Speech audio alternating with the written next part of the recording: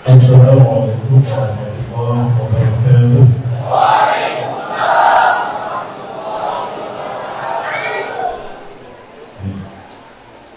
Biasanya kalau kita menjawab salam, pahalanya pasti berkurang. Dan pahalanya bukan kita ulangi salamnya, kita menyatakan obat. Dan juga saya doakan yang jawab salam saya, Allah masukkan ke surga dan bersama.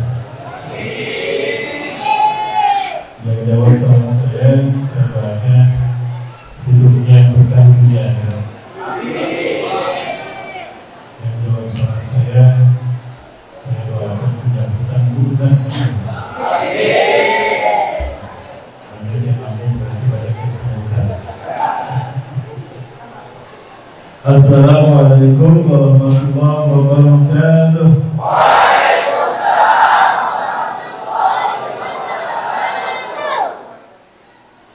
Alhamdulillah dari hadana bihada wa ma kunna linahtadiya lawla an hadana Allah. Laqad ja'at rusulu bil haqq wa nuru an tilkum jannatu uristumuha bima kuntum ta'malun. Asyhadu an la ilaha illallah wahdahu la syarika lahu wa asyhadu anna Muhammadan abduhu wa rasuluhu la nabiyya ba'dahu. Allahumma shalli wa sallim ala nabiyyina Muhammadin wa ala alihi wa ashabihi wa man wala. Ma syaa Allahu kana wa ma lam yasha' lam yakun wa la hawla wa la quwwata illa billah. Qala Allah ta'ala fi kitabihil karim wa bi qawlihi ya ayyuhal mu'minun أعوذ بالله السميع العليم من الشيطان الرجيم من همزه ونفخه ونفخه يا أيها الذين آمنوا اتقوا الله حق تقاته ولا تموتن إلا وأنتم مسلمون وتزودوا فإن خير الزاد التقوى واتقون يا أولي الألباب. وقال تعالى في آية أخرى سبحان الذي أسرى بعبده ليلا من المسجد الحرام إلى المسجد الأقصى الذي بارك حوله لنريه من آياتنا إنه هو السميع البصير. وقال رسول الله صلى الله عليه وسلم وهو صادق الأمين وعد الأمين لا تشد رحال إلا إلى ثلاثة مساجد المسجد الحرام ومسجد الرسول صلى الله عليه وسلم ومسجد الأقصى. Sallallahu alaihi wasallam wa ala dzalika lamina syahidin. Ila hadratil kiram yang saya hormati dan saya muliakan Allah, Ketua Dewan Kemakmuran Masjid As-Sa'adah yang tadi telah membuka video kita sampai juga beserta jajaran Dewan Kemakmuran Masjid As-Sa'adah. Juga yang saya hormati yang sudah melaksanakan Allah, para asatidz dan asatidz yang sama-sama hadir pada kesempatan kali ini. Dan saya hormati dan saya muliakan Allah, tanpa sahabat tahun 2020 waktunya sekaligus juga menjabat sebagai ketua Kapten Tur Ikatan Keluarga Alumni Pesantren Darul Arafah. Dan juga saya hormati dan saya muliakan Allah, Bapak Lurah yang juga tadi hadir mungkin sebenarnya Rasulullah. Yang saya hormati dan saya muliakan Allah, para muslimah setempat sekitar Masjid Darul Sa'adah. Ada juga Bapak Camat Ahmad Batu Rasulullah. Abu Hadim ini pemilihan penyetor juga adalah Abu Nasr Al-Rahman. Saya hormati disebutkan Allah, dalam hal ini adalah sahabat kami Ustaz Ayub beserta dengan Majelis Al-Wafa dirahmati Allah, hadirin kaum muslimin rahimakumullah. Bagaimana kabarnya sehat Bapak Ibu? Suara saya jelas? Bu, suara saya jelas Bu? Wajah saya jelas Bu? Makasih Bu, Ibu tahu saja siapa yang nanya. Sebagai perintah dari Allah SWT, malam hari ini Allah takdirkan saya berada di wilayah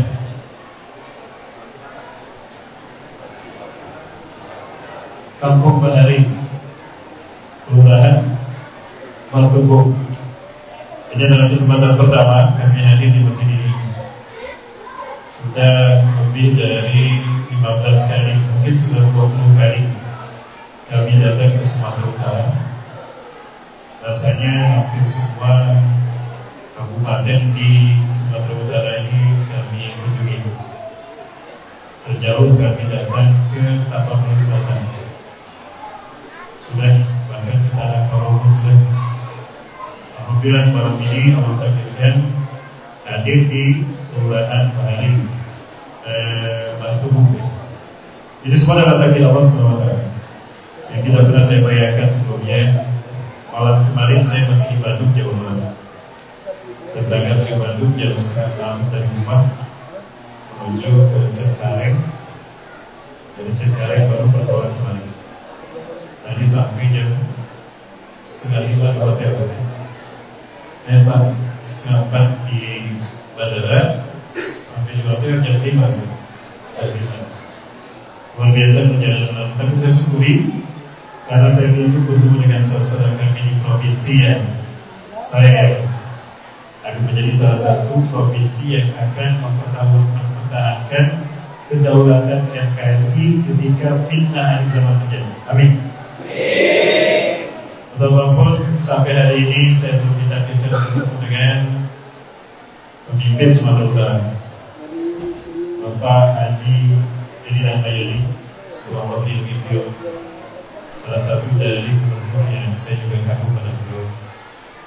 Kedua kalau dengan wakil gubernur Pak Mijik, Pak Musa Rajeksa, saya sudah bertemu, dan kali ini mungkin datang juga. Harusnya kunjungan saya kemarin bersama sahabat-sahabat Sisa Simalungun Siantar Sabasa, harusnya kami bertemu. Belum ada banjir di Mandailing datang, sehingga Pak Gubernur berangkat terbang ke Mandailing. Apalagi saya dengar Ibu Daida, istri dari beliau, itu asli dari Mandailing. Maka saat itu pertemuan kami dengan Pak Gubernur Batam. Mudah-mudahan bisa bertemu dengan beliau di saat yang akan datang. Amin. Bapak Ibu yang dimuliakan salawat Anda, tadi sudah disampaikan oleh MC kita yang kita hormati, MC Akhir Zaman. Karena yang ceramah Ustaz Akhir Zaman, saya cukup kaget juga. Kenapa kok jadi viral Ustaz Akhir Zaman? Kalau saya Ustaz Akhir Zaman, ya jamaahnya jamaah Akhir Zaman juga. Betul. Lurahnya lurah Akhir Zaman, camatnya camat Akhir Zaman. Kemudian tadi luar biasa kita mendapatkan bacaan Quran dari Qori Internasional kita, Pak Ustaz Haji Man Kasar Tulis. Luar biasa beliau, suaranya sangat menyentuh hati saya. Dan awal berkah itu ya, Sumatera ini kaya dengan para Qori Internasional. Dalam awal tahun ini saja sudah bertemu dengan 4 Qori Internasional, termasuk yang kami lulus Aceh Tenggara. Bulan yang lalu kami sampai ke Aceh dari Medan, terus ke Aceh balik lagi ke Medan. Ya, alhamdulillah ketemu dengan orang-orang yang luar biasa. Kalau saya biasa di luar, bukan luar biasa. Kalau ini Ustaz Akhir Zaman, kalau saya Ustaz Akhir Bulan, beda. Begitulah media yang luar biasa dahsyat. Setiap orang yang ketemu saya menyebutnya Ustaz Akhir Zaman. Saat saya berada di Al-Quds, Yerusalem, di hotel saya, di hotel kami, National Hotel, tidak jauh dari Babul Amun. pintu gerbang menuju ke Al-Quds sekitar 500 meter. Ada orang Malaysia satu hotel dengan kami. Ibu, ada Ustaz akhir zaman. Apa begitu? Ustaz disebut Ustaz akhir zaman. Sampai di Al-Quds. Lalu kami mampir ke Al-Khalil, Hebron, kampung halamannya Nabi Ibrahim. Kami mampir di sebuah outlet handicraft yang menjadi perjuangan muamalahnya Muslim Palestina Hebron. Orang sana lihatin saya begini, gua Ustaz akhir zaman. Oh, orang Palestina itu nyebut saya Ustaz akhir zaman. Masya Allah, inilah dahsyatnya media. Mohon maaf, sudah lama sebetulnya saya berhenti menjadi Ustaz akhir zaman. Kenapa demikian? Kapok jadi Ustaz akhir zaman. Sejujur apapun saya berkata, sebenar apapun saya mengungkapkan sesuatu ceramah, jika tidak disukai oleh orang yang berkuasa, kena saya berkuasa. 24 jam saya interogasi. Ya, langsung dibatas mereka. Jadi tolong jangan sebut saya Ustaz akhir zaman. Panggil saya Ustaz akhir. Ustaz akhir mulai. Senang saya. Baik, Bapak Ibu yang dibantu Subhanahu wa Ta'ala, momentum kita kali ini dalam kesempatan menyambut atau memanfaatkan untuk memperingati dua momentum. Pertama, peristiwa yang sangat agung yang dialami oleh Nabi yang agung di bulan yang agung, ya, atas kuasanya Zat yang Maha Agung, yaitu peristiwa Isra Mi'raj. Yang kedua juga kita menghadapi tamu agung juga, bulan Ramadan, bulan yang menjadi tamu agung Allah Azza wa Jalla bagi kita semua. Kasih sayang Allah kepada kita jika Allah berikan kita Ramadan. Ramadan diambil dari kata Ramadan yang Ramadan. Kenapa disebut Ramadan? Li'annaha yurmadul dhunub ay yuhdikuha bil a'mal salihah. Bulan Ramadan adalah diambil dari kata Ramadan yang madu, artinya pembakaran. Disebut Ramadan karena merupakan bulan di mana dibakarnya dosa-dosa orang beriman dengan amal soleh.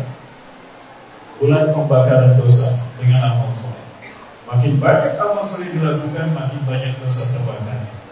Maka tidak salah kalau para sahabat menyambut tamu agung dengan sangat gembira.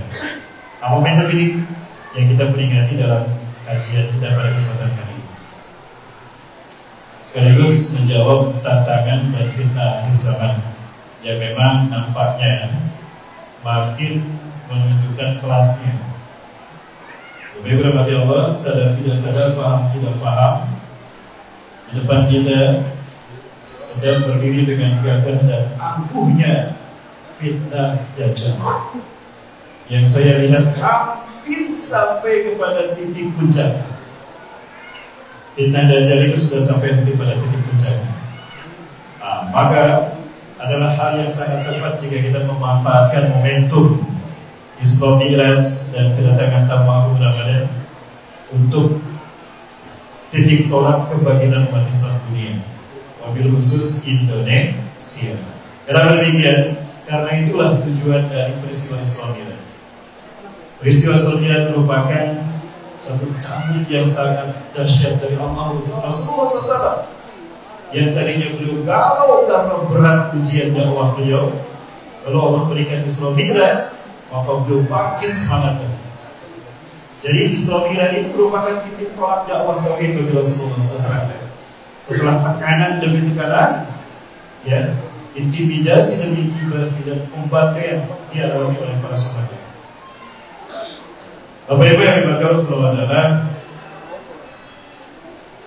Isra artinya perjalanan di malam hari dari Masjidil Haram ke Masjidil Aqsa. Jadi siapapun yang melakukan perjalanan di malam hari itu disebutnya Isra. Tadi saya Isra dari Hotel Madani ke Masjid Asada. Nah, itu namanya Isra, perjalanan di malam hari. Jadi siapapun kalau perjalanan di malam hari Isra. Dari mana bang? Habis Isra. Apa Isra? Perjalanan di malam hari. Khusus terkait dengan apa yang dialami Rasulullah SAW ini, ya ada yang mengatakan berbeda pendapat para ulama. Cuma yang mutabar 27 Rajab tahun ke-11 Hijrah, 11 tahun setelah Rasulullah diutus menjadi Nabi, 2 tahun sebelum hijrah ke Madinah, peristiwa ini terjadi. Perjalanan beliau dari Masjidil Haram ke Masjidil Aqsa, 2 masjid yang pertama kali dibangun di muka bumi. Abu Dzar Al-Ghifari radhiyallahu anhu bertanya kepada Rasulullah SAW, "Ya Rasulullah, ayyul masjid bunya fil 'alam awalan?" Wahai Rasulullah, masjid apakah yang pertama kali dibangun di muka bumi? Al-Masjidil Haram. Yang pertama kali dibangun di muka bumi Al-Masjidil Haram. Semayang ya Rasulullah. Kemudian masjid apa ya Rasulullah? Al-Masjidil Aqsa, yang dibangun kedua di muka bumi. Dua-duanya dibangun Nabi Adam AS di bawah bimbingan malaikat Jibril. Kan bainahuma, berapa jarak keduanya dibangun? Arba'una sanah, 40 tahun. Yang pertama Masjidil Haram. Kenapa dinamakan Masjidil Haram? Dalam kitab Uraisil Majalis karya Syekh Al-Tha'labi rahimahullah dinukilkan hadis qudsi, Allah berfirman, firman pertama yang diterima Nabi Adam setelah diturunkan ke dunia. 100 tahun Nabi Adam dibiarkan Allah di muka bumi, entah kemana berjalan, tidak tahu arah. Di antara arah yang diambil oleh Nabi Adam 100 tahun pertama sebelum turun perintah pertama, sampai ke tapak tuan di Tapanuli, perbatasan dengan Aceh. Betul? Ada tapak tuan kan? Jamaah, mana suaranya? Ada tidak jamaah? Ada tapak tuan kan? Ya, tapak tuan itu 2 telapak kaki yang besar kan? Telapak kaki siapa itu kalau bukan Nabi Adam? Artinya di saat Nabi Adam pertama di dunia turun itu sampai ke Tapanuli, sampai ke Sumatera Utara, perbatasan dengan Aceh. Ya, perbatasan dengan Aceh. Kenapa? Kalau kita mau mendapat jelasin peradaban khilafah di Nusantara, akan sampai ke ini. Sumatera itu sendiri adalah bahasa Arab, Syabatillah, artinya mahkota. Maka Islam jadi mahkota. Subhanallah. Nabi Adam diturunkan di Hindustan India, Siti Hawa diturunkan di Jazirah Arab, yang kemudian diberi nama Jiddah, artinya nenek, karena Siti Hawa adalah nenek kita, ibunda yang pertama. Adapun Iblis, Ajazil, diturunkan di Dasta Maisa dalam bentuk seekor ular besar, bersayap, bertanduk, bisa mengeluarkan api, punya 2 kaki dan 2 tangan, dan bisa berbicara kepada manusia. Ular apa? Ular naga. Itu sejarah ular naga pertama di muka bumi. Dapat kita bayangkan, dengan 1 ular naga iblis, dunia gonjang-ganjing. Lah Indonesia 9 naganya, oh tidak gonjang-ganjing gimana? Betul? Ada berapa naga di Indonesia? 9. 1 di Sumatera Utara. Naga Bonan. Ada naga Bonan? Gak ada. Kayaknya harus berdiri bisa. Maaf yang sudah diparukan, maaf berdiri bisa. Betul? Dengan 1 naga saja dunia gonjang-ganjing. Nah Indonesia 9 naganya, pantas gonjang-ganjing seperti sekarang. Betul? Saking dahsyatnya gonjang-ganjing 9 naga, minyak goreng susah di tempat kelapa sawit. Tidak masuk di akal. 14,5 juta hektar kelapa sawit ada di Indonesia, terbesar di dunia. Kalau minyak ngantri, tidak masuk di akal. Selamat datang di Indonesia akhir zaman. Inilah ciri fitnah akhir zaman melanda Indonesia. Susah minyak goreng. Kenapa? Karena minyak gorengnya kebawa pulang sama Omikron. Ini namanya cover story, supaya masyarakat tidak tahu apa proyek besar yang sedang dijalankan penguasa dibikin dibikin cover story, dibikin sibuk kita dengan minyak goreng, dibikin sibuk kita dengan Omikron, sehingga umat Islam tidak melek kepada apa yang sebetulnya sedang mereka siapkan untuk mengambil alih kekuasaan. Allahu Akbar. Hati-hati, jangan mau dibodohi. Ini tantangan fitnah zaman. Kita jawab sekarang. Amin. Allahu Akbar. Luar semangatnya. Jamaah. Udah habis snacknya? Saya tadi kasih snack. Ustaz, snacknya Ustaz sekamar gitu. Baik, Bapak Ibu yang dirahmati Allah Subhanahu wa taala. Kembali ke laptop. Jadi bukan debat mata ya, di kajian. Pertama Masjidil Haram. Tugas pertama yang Allah berikan pada Nabi Adam adalah membangun Masjidil Haram. Kenapa dinamakan Masjidil Haram? Lagi kisah. Firman Allah dalam hadis qudsi dalam kitab Al-Isra Majalis kata Syekh Al-Thanabi rahimahullah. Allah berfirman, "Ya Adam, inilah daya baitun bi Bakkah mubarakah, alladzi yusawi arsyada." Hei Adam, aku punya satu rumah di Bakkah yang aku berkahi, Ka'bah, yang lurus dengan arasku ini.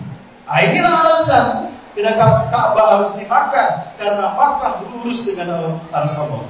Jadi jangan minta pindah ke Purwakarta, tak mungkin, karena Purwakarta jauh dari aras Allah. Apalagi Medan, jauh dari Jawa Barat.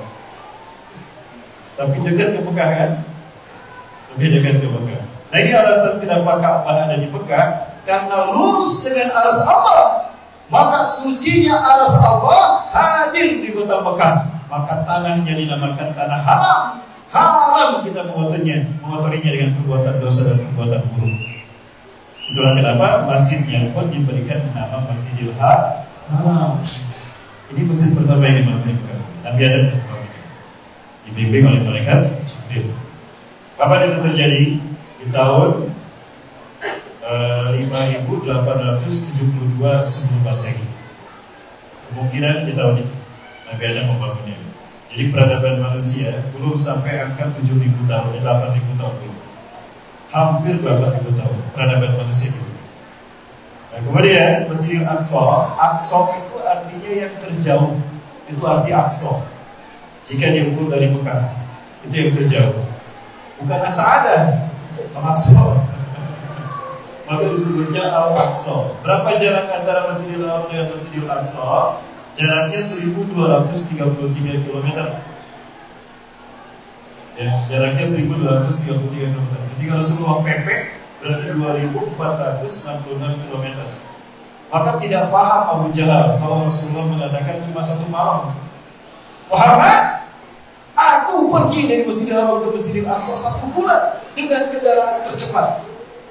Balik lagi 1 bulan. Jadi PP saya 2 bulan. Dan kamu bilang cuma 1 malam, gila kamu Muhammad. Nah itu kata Abu Jahal. Jadi menurut Abu Jahal, ya, ada temannya sekarang kan?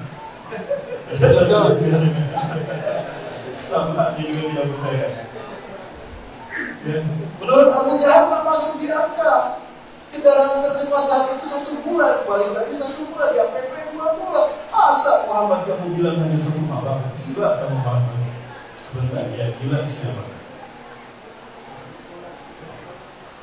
Saat itu datang Abu Bakar. Kebetulan Abu Bakar temannya datang. Ta'ali Abu Bakar. Tahaddas lagi kepada Tahaddas Anifan. Ceritakan kamu kepada Adam dan kepada Abu Bakar. Sebagaimana kamu cerita. Kalau Rasulullah SAW cerita tentang suruh dia jadi kepada Abu Bakar. Mana juga ya Abu Bakar? Hak tersedekah? Apa kau percaya Abu Bakar? Bagaimana pendapat?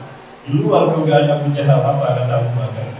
Ya Al-Jahlin, law ashadda min hadha wa ja'a min 'indi Muhammadin nabiyina rasulullah ana usaddiqah. Kemana tadi? Hei Abu Jahal, walaupun kejadiannya lebih dahsyat daripada ini, apa yang menceritakan lebih dahsyat lagi. Kalau dia mengalaminya Rasulullah Nabi dan Rasulullah SAW, aku percaya. Kamu mau apa? Ya sama gilanya yang kata Abu Jahal. Pergi Abu Jahal. Masuk dia kan tidak? Ayo fitnah ujian. Karena tidak sedikit para sahabat yang murtad kembali. setelah mendengar cerita ini? Sebentar, maksudnya jamaah, mana suaranya nih? Inilah bedanya Abu Jahal dan Abu Bakar. Abu Bakar As-Siddiq radhiyallahu anhu mendahulukan iman akal belakangan. Karena bagi beliau apapun yang dari Allah pasti masuk di akal. Gak mungkin tidak masuk di akal, ada ayatnya. Kan ayatnya tadi dibacakan. Mari kita ya. Luar biasa, malu saya kalau saya mengikuti bacaannya. Susah luar biasa. Suaranya bagus sekali itu. Allah yang berbalik alaih. Gimana ayatnya tadi? Subhanalladzi asra bi'abdi laylan minal masjidil haram ilal masjidil aqsa alladzi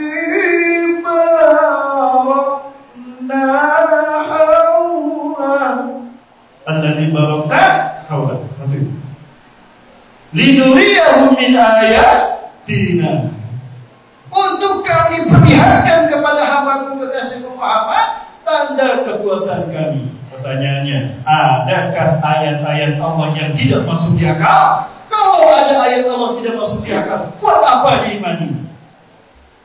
Coba, hati-hati. Sangat masuk di akal.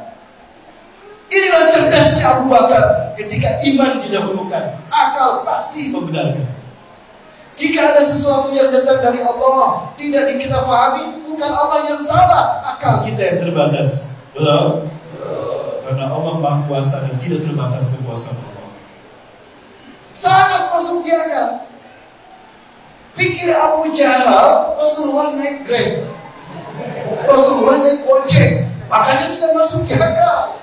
Aku Muhammad pakai Albert, pakai Velfire, 1 bulan, balik lagi 1 bulan. Apalagi kamu pakai Gojek, pikirnya begitu. Padahal Rasulullah SAW pergi dari Masjidil Haram ke Masjidil Aqsa pakai apa? Buraq. Thumma utitu bil buraq. Lalu didatangkan kepada buraq. Hayawanun khalaqallahu min nur. Satu hewan yang Allah ciptakan dari cahaya. Surah tahta hisab fawqal bighar. Bentuknya di bawah kuda, di atas keledai. Nah, itu bentuk buraq. Coba seperti apa? Bentuknya di bawah kuda, di atas keledai. Seperti apa ya? Nah, seperti buraq. Itu seperti apa lagi bingung? Ya. Gitu. Dan Allah ciptakan dari cahaya. Berapa kecepatan cahaya? 3 kali 10 pangkat 8 meter per detik. 1 detik cahaya menempuh jarak 300 juta meter. Tidak butuh 1 detik bagi cahaya untuk memutari dunia, bumi 1 putaran penuh. Sepersekian detik. Apalagi cuma dari Masjidil Haram ke Masjidil Aqsa. Allahu Akbar. Inilah cerdasnya Abu Bakar. Beliau belum belajar ilmu fisika, beliau belum belajar tentang kecepatan partikel cahaya, tapi beliau sudah yakin ini Allah yang melakukan, pasti masuk di atas. Allahu Akbar. Sallu ala Nabi. Dan inilah momentum Abu Bakar mendapatkan gelar dari Allah. Langsung Jibril turun memberikan gelar As-Siddiq, yang membenarkan. Langsung diangkat karena cahaya. Berarti Abu Jahal kalah sama Abu Bakar, tidak tahu kecepatan cahaya. Betul? Persis seperti temannya Abu Jamban hari ini.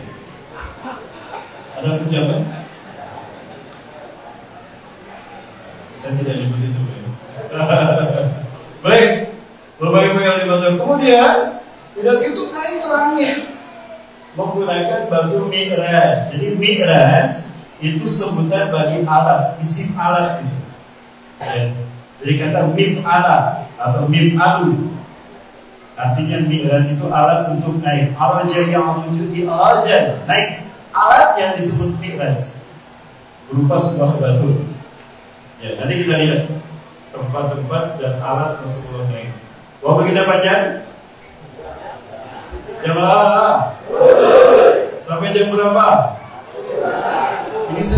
lagi jam 10. Sampai jam? Sampai subuh. Saya tagih sampai subuh. Ya, nanti kita pulang dari situ sampai subuh sendirian. Jemaah, Isra Mi'raj terjadi di waktu Rasulullah mengalami tekanan demi tekanan, persis kondisinya tidak jauh beda seperti kita hari ini. Jadi pas sekali kalau ini menjadi momentum bagi kita untuk bangkit. Kenapa demikian? Di momentum peristiwa yang Mi'raj ini terjadi di tahun kesedihan Rasulullah SAW. Amul Hazan. Pertama, Rasulullah ditinggal pergi oleh paman yang tercinta, seseorang yang begitu besar pengorbanannya mengcover dakwah Rasulullah SAW. Orang yang berkorban mati-matian membela dakwah Rasulullah SAW, betapapun beliau sendiri tidak berakhir dengan beriman, betul? Yang membuat Rasulullah sedih bukan kepergiannya, tapi beliau wafat tanpa mengucapkan 2 kalimat syahadat, betul? Ceritanya begitu kan? Yang pertama, di detik-detik terakhir paman beliau Abu Thalib, disaksikan Abu Jahal dan Abu Lahab dan para pembesar Al-Walid dan Mughirah. Rasulullah SAW membujuk pamannya sambil meneteskan air mata. Ya Ammi, qul la ilaha illallah, salamatun alaik. Wahai paman, ucapkan la ilaha illallah, selamat engkau di akhirat kelak. Menarik. Abu Thalib berdiri kepada Abu Jahal.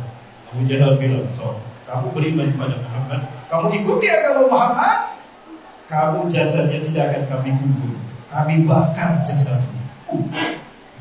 Terhalang Abu Thalib mengucapkan 2 kalimat syahadat. Dibujuk lagi seseorang ya Ammi, qul la ilaha illallah, hal jannatu tantazir. Wahai paman, ucapkan la ilaha illallah, surga menungguku. Tidak dapat kita bayangkan pembelaannya pada Rasulullah biasa. Andaikan beliau mengucapkan 2 kalimat syahadat, pasti surganya berdampingan dengan surga Rasulullah. Betul? Bertetangga dengan Rasulullah. 3 kali Rasulullah membujuk Abu Thalib tidak sempat mengucapkan 2 kalimat syahadat. Turun malaikat Jibril, malaikat Mikail dan Israil. Yakfi ya Rasulullah, cukup wahai Rasulullah. Maka beliau dicabut nyawanya. Dalam riwayat yang mutabar ini tanpa mengucapkan 2 kalimat syahadat. Ini yang membuat berat Rasulullah SAW. Sedih Rasulullah. Bayang berarti beliau masuk neraka. Perlihatkan nerakanya pada Rasulullah, ringan siksaannya. Bagaimana gambaran siksa neraka yang paling ringan? Menggunakan rompah di neraka nanti, ubun-ubunnya mendidih. Berarti panas tidak dapat kita bayangkan. Dipijak di kaki yang mendidih ubun-ubun. Berapa panasnya? Sekian dan terima kasih. Gak bayang, betul? Yang kedua, belum hilang kesedihan Rasulullah SAW ditinggal oleh paman yang tercinta. Beliau ditinggal oleh istrinya yang tercinta pula. Ummul Mukminin yang pertama, Siti Khadijah. Orang yang juga tidak kalah pengorbanannya. Bahkan adalah orang pertama yang mengakui kenabian dan kerasulan beliau Rasulullah SAW. Dan juga mengorbankan semua hartanya membantu dakwah Rasulullah SAW. Pula meninggal di tahun yang sama. Maka tahun ini dinamakan Amul Hazan, tahun kesedihan. Ditambah lagi di saat itu umat Islam yang masih hidup jadi disiksa, dipaksa untuk dimurtadkan kembali. Ini gambaran penyiksaannya. Abu Lahab, Abu Jahal, nama aslinya serupa lagi, atau dibalik juga Abu Hakam, ahli hukum, cerdas luar biasa. Tapi kecerdasannya, kepintarannya membuat dia keblinger. Ya, dia memimpin pembantaian umat Islam saat ini. Dan ini Yasir, ayahnya Ammar, dicekik belum selesai mengucapkan 2 kalimat syahadat. Dan ini Sumayyah ibunda Ammar bin Yasir. Di atas padang pasir yang panas di bawah terik matahari Arab yang sangat menyengat, 2 kaki dan tangannya diikat dan ditarik supaya murtad dari agama Allah. Semua inilah yang menjadi latar belakang Allah memberikan hadiah Isra Mi'raj. Allah. Ini gambaran bagaimana beliau mereka disiksa.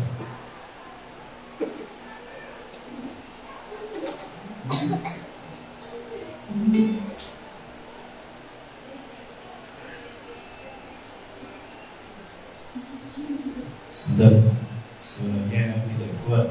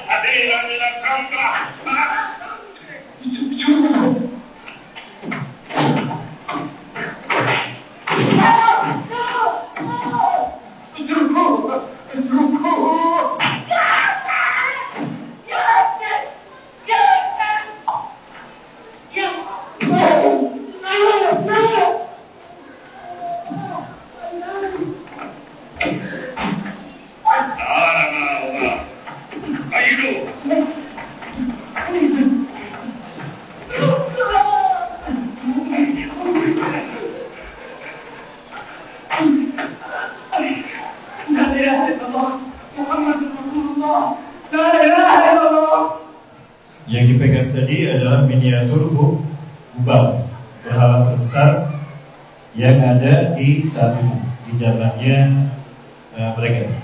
Ada 360 berhala, yang paling besar Hubal.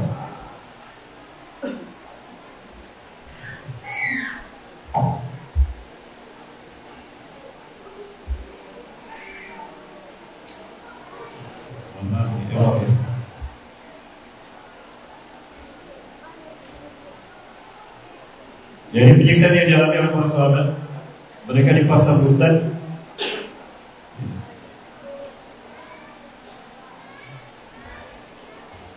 karena beriman kepada Allah Subhanahu wa taala.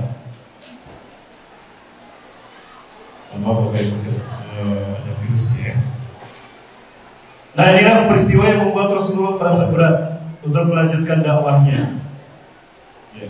Kenapa Rasulullah merasa berat? Beliau tidak berharap lagi ada yang meninggal gara-gara beriman kepada Allah dan Rasulnya. Pada beliau, ya.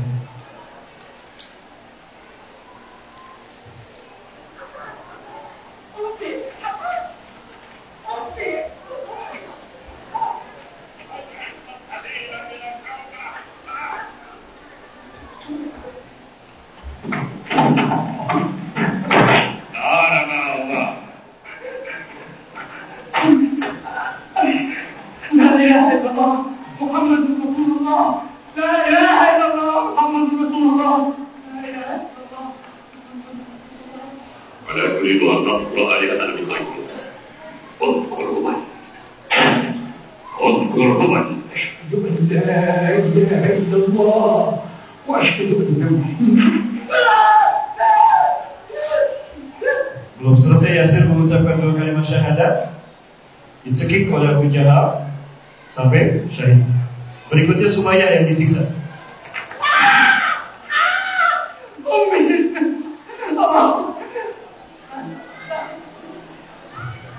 Jadi para sahabat yang menunggu giliran untuk dimurtadkan, untuk disiksa, sebagaimana keluarga Ammar bin Yasir.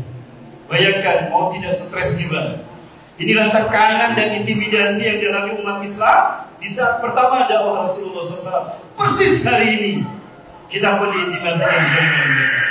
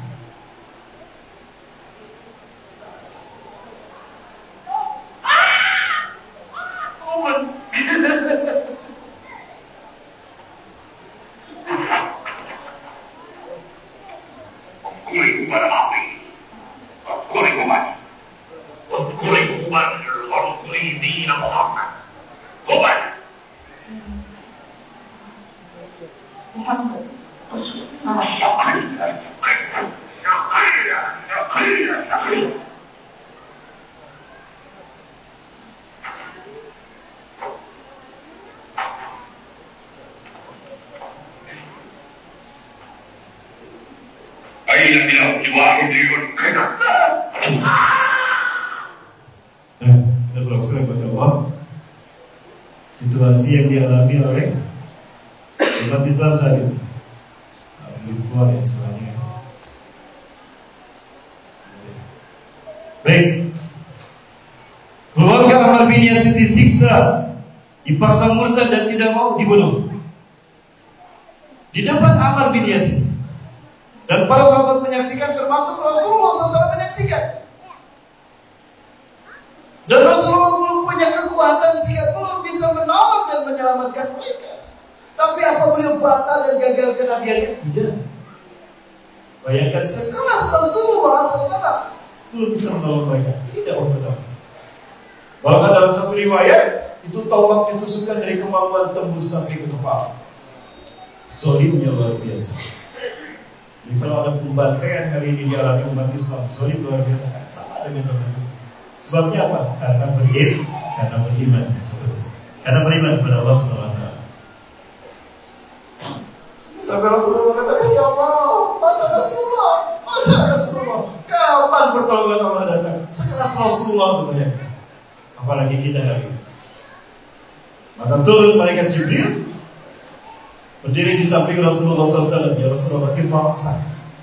Spirnya Rasulullah, irfa'asaka. Sabar ya Rasulullah, angkat kepala anda. Rasulullah mengangkat kepalanya. Maka terlihat oleh Rasulullah SAW, Allah membukakan pintu-pintu surga untuk mereka. Maka dengan tegas Rasulullah mengatakan, sabran ya ala Yasir, fa'ina mu'idakumul jannah. Sabar wahai keluarga Yasir, sesungguhnya tempat kembali kalian surga. Al-jannatu tantazirukum, surga menunggu kalian. Mungkin itu yang bisa kita ucapkan bagi saudara-saudara kita yang hari ini dibantai karena mereka beriman di Palestina, di India, di Rohingya, di Afrika, di Afghanistan, atau bahkan di negara kita. Mungkin itu yang bisa kita ucapkan. Betul. Betapapun kita mayoritas kita belum punya kekuatan. Kenapa? Karena kita dipecah belah. Kedua, kita belum punya pemimpin seluruh dunia. Amin. Mungkin itu yang bisa kita ucapkan. Nah, tekanan demi tekanan inilah yang membuat Rasulullah SAW pergi ke Ka'bah. Dia pergi ke Ka'bah persis jam segini. Ba'da Isya, di sepenggalan malam, sepertiga malam pertama yang terakhir bagian akhirnya, menjelang pertengahan malam yang kedua. Rasulullah merenung di depan Ka'bah. Maka datanglah malaikat Jibril. Tidak banyak bicara karena malaikat Jibril tahu Rasulullah lagi galau. Beliau berpikir, hampir aku kembalikan urusan dakwahnya kepada Allah. Ya Allah, berat ternyata dakwah ini. Aku tidak bisa melanjutkan, ya Allah. Tidak sanggup. Aku menyaksikan sahabatku disiksa hingga mereka syahid. Itu yang ada dalam pikiran Rasulullah. Wajar, beliau manusia. Seperti kita. Nah, saat itulah malaikat Jibril turun, membawa dua bejana, satu bejana berisi air. Baju Rasulullah atasannya dibuka. Bejana pertama yang berisi air kemudian dituangkan ke tangan malaikat Jibril, diusapkan ke dada Rasulullah SAW. Ini namanya anestesi lokal. Anestesi itu artinya pembedahan, pembiusan. Anestesi bius. Ada lokal, ada global. Kalau global seluruh tubuh dibius dengan ada dimasukkan ke hidung. Kayak anamnesia. Ya, mohon maaf bisa ceritakan ini. Karena cita-cita saya menjadi dokter.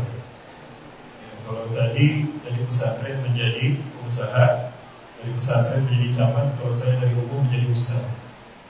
Baik.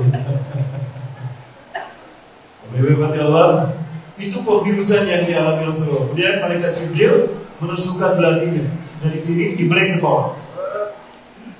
Maka terbuka dada Rasulullah SAW, terlihat bagian dalamnya. Diambil hati Rasulullah SAW. Apakah Rasulullah menyaksikannya? Iya, sadar Rasulullah menyaksikan. Kan sudah dibius tadi, bius lokal. Kalau Rasulullah pingsan, lalu siapa yang cerita kepada kita tentang Rasulullah? Cuma Rasulullah sendiri yang mengalaminya, betul? Nah, Rasulullah sadar. Diambil hati beliau, dikeluarkan, dibeleng sama malaikat Jibril, dibelah dua. Lalu diperlihatkan ada titik hitam di dalam. Ya Rasulullah, hada makanun lisyaitan at-tabita fi qalbil insan. Ini adalah tempat bagi setan bersembunyi dalam hati manusia. Dibuang, dicuci. Lalu dimasukkan air hikmah dan keimanan sehingga belum mantap kembali. Ditutupkan kembali, malaikat Jibril tidak menjahitnya. Kalau malaikat Jibril menjahit, lama kan? Jadi ngobrol sama Rasulullah sambil menjahit hatinya. Berarti itu Rasulullah bilangnya gak mungkin. Ditekan oleh malaikat Jibril dengan tangannya, maka bersatu lagi itu dua belahan hati Rasulullah SAW. Disimpan lagi di tempatnya, ditutup lagi dada beliau. Ditekan lagi. Luar biasa kekuatan tangan malaikat Jibril. Bedah anatomi yang tidak menyisakan darah di tubuh di pakai Rasulullah, tidak setetes. Sesudah itu Rasulullah diberikan dua minuman, yang satu arak, yang satu susu. Ikhtar minhuma, ihda minhuma. Wasrab ya Rasulullah. Rasulullah memilih susu dan meminumnya. Bismillahirrahmanirrahim. Subhanallah, kata malaikat Jibril. Laqad asabta fitrata. Sungguh kau telah memilih fitrahmu wahai Rasulullah. Lau akhtarta khamra la afsadat anta wa ummatuh. Andaikan kau memilih khamar, hancur kau dan umatmu. Ini waspada. Jika ada kepala daerah yang menghalalkan khamar, insya Allah kiamat duluan. Amin. Terbukti kan? Bangga dia menantang Allah, bangga dia menghalalkan apa yang Allah haramkan. Bencana itu terjadi lebih dulu daripada Indonesia, daripada provinsi lain. Betul? Apa? Gempa dahsyat. Di mana? Dari provinsi beliau. Provinsi mana? Nah, tanyakan pada rumput yang berbeda. Jamaah. Sesudah itu kemudian semua itu bermurah datang buruk kepadaku. Naik aku buruk. Luar biasa. Inilah peristiwa Isra Mi'raj. Peristiwa yang agung. Tidak ada Nabi dan Rasul yang mengalami ini, dan tidak ada manusia yang mengalami ini. Cuma Rasulullah SAW. Inilah bukti Allah memuliakan beliau. Allahu Akbar.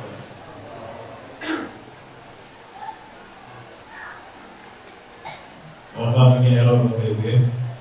Saya maaf. Laptop saya harus biru kayaknya.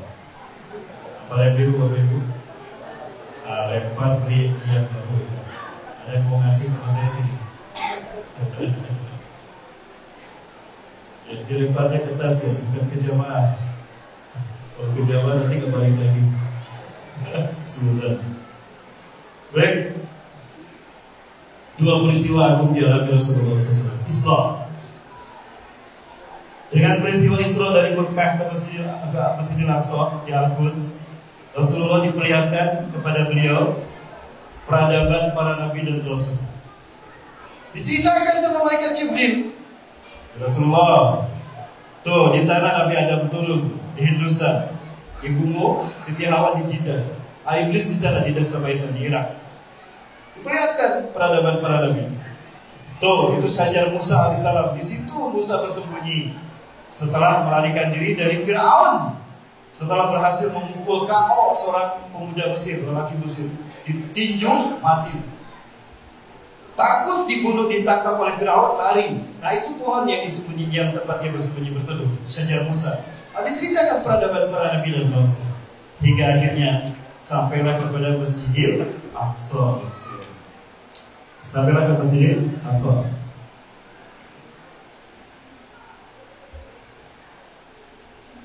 Ini perjalanan Isra yang dialami Rasulullah SAW. Diperlihatkan peradaban dunia, peradaban manusia pertama, sampai Nabi Isa alaihissalam diangkat Allah. Terlihat oleh Rasulullah siapa yang disalib, bukan Nabi Isa. Nah, diceritakan dalam peristiwa Isra Mi'raj. Inilah peradaban yang Allah perlihatkan pada Rasulullah ketika Isra. Peradaban para Nabi dan Rasul. Dan inilah bumi Isra Mi'raj Rasulullah SAW.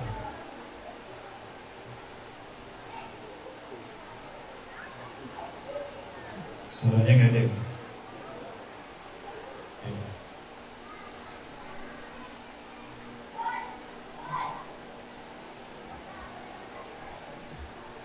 Nggak ada suaranya, kecil sekali.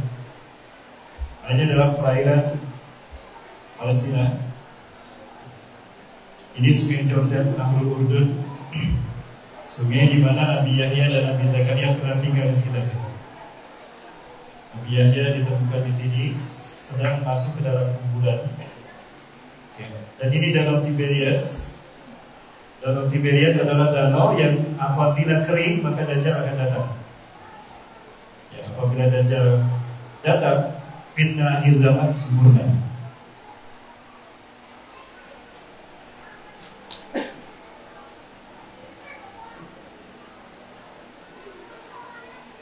Tidak ada suaranya.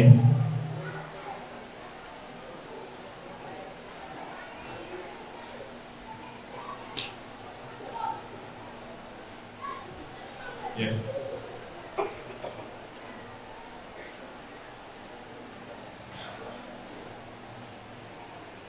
Ini Danau Tiberias sumber air bersih bagi 4 negara dikuasai Israel hari ini. 2020 terakhir kami mengunjungi danau ini, ada airnya. Dan air itu bukan dari air asli matanya, tapi dari air hujan. Seseorang di sana mengatakan Tuhan beruntung datang ke sini. 2 tahun yang lalu kering, kapal kami tidak bisa kering. Ini laut mati. Disebut laut mati karena tidak ada kehidupan. Jangankan ikan, corona sama omikron mati kalau bisa ke sini. Jadi kalau ada yang positif, datang aja ke sini, sembuh insya.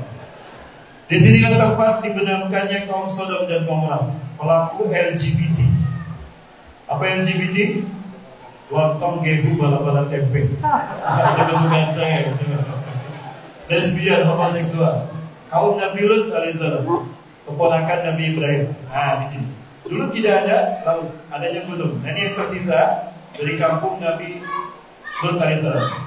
Di sini ini namanya Masada. Allah sisakan tempat ini segini, sepotong saja, tempat di mana Nabi Lut dan keluarganya dan beriman, orang-orang beriman tinggal di sini. Ini rumah-rumah beliau dan umatnya yang masih beriman. Sampai sekarang masih ada, namanya Masada. Lelah memang kalau naik ke sana, tapi begitu sampai di sana indah kelihatan Bumi Syam. Ya. Sekarang pecah menjadi 4 negara, Palestina, Jordan, Suriah, Lebanon. Tidak jauh dari sini, Rasulullah diperlihatkan juga peradaban kaum Ad dan kaum Samud. Kaumnya Nabi Hud dan Nabi Soleh. 2 nabi bangsa Arab. Ada 4 nabi bangsa Arab, Nabi Hud, Nabi Soleh, Nabi Syu'aib, dan Nabi Muhammad SAW. 4 nabi dari bangsa Arab. Dari Bani Israel, 98% Bani Israel. Ini mereka adalah kaum Nabatian. Disebut Nabatian karena mereka pandai memahat gunung batu menjadi istana. Mereka disebut Nabatian karena pintar memahat gunung batu menjadi istana. Ini hasilnya. Ini adalah Madain Soleh, peninggalan kaum Ad dan kaum Samud. Ini lagi. Ini bisa sebentar menunggu. Kemudian kita buka lagi.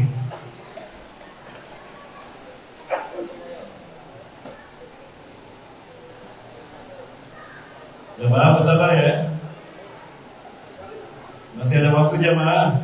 Masih. Lanjut ya. Lanjut. Akan ada yang mentabir. Tahu mentabir? Apa? Itu dia, mundur tanpa perintah. Pak sering mentabir, Pak. Baik, kita lanjut.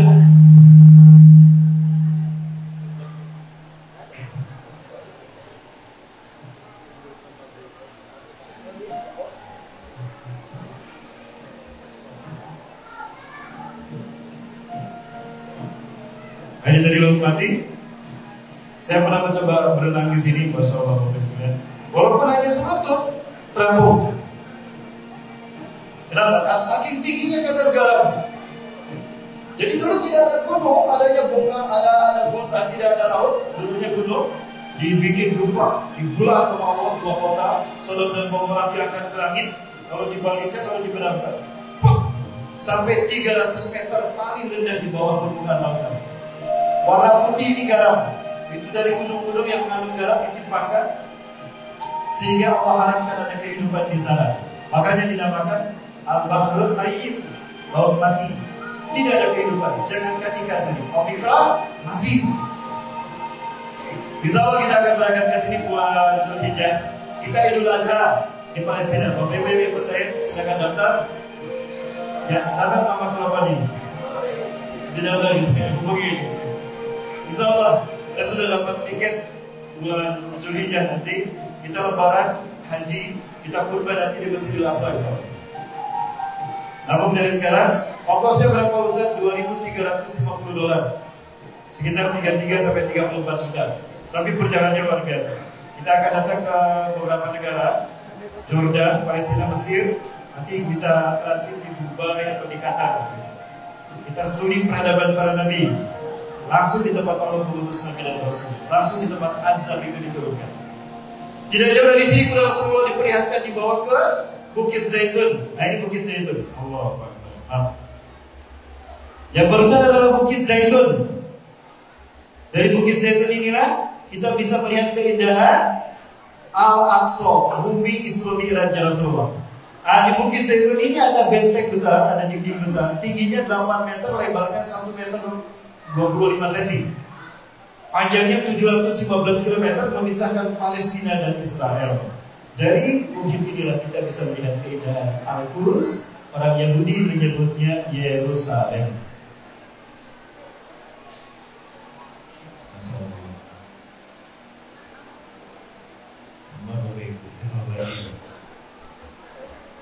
Bagaimana apa?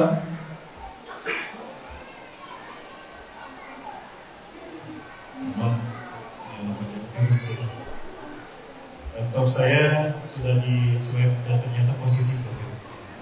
Laptopnya, kalau saya negatif.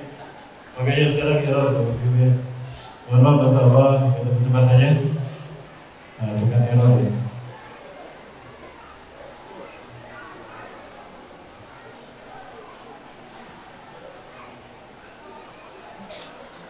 Baik, bagaimana Allah Subhanahu wa Ta'ala, dan tidak jauh dari sana diperlihatkan oleh Allah kepada Rasulullah budi para nabi dan rasul, budi Isra Mi'raj.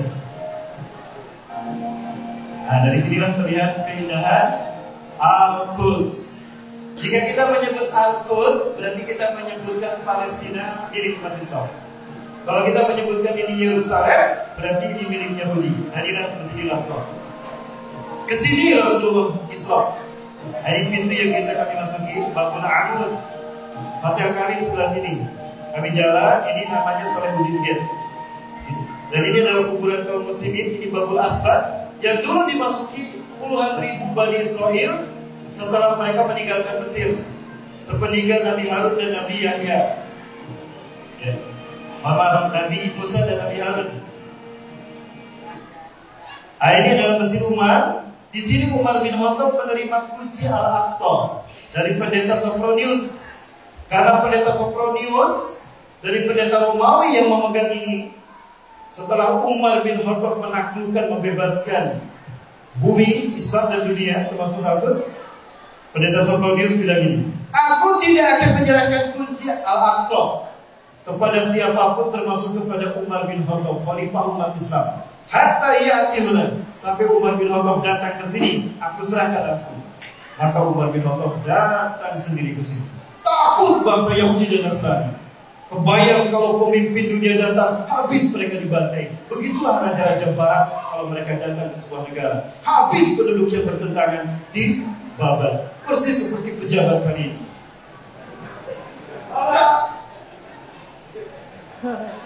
Tapi dulu. Kalau di satu daerah banyak yang menentangnya, pejabat itu gak mau datang. Kecuali yang para penentangnya, lawan politiknya dihabisi dulu, baru dia datang. Betul? Kayak gitu kan?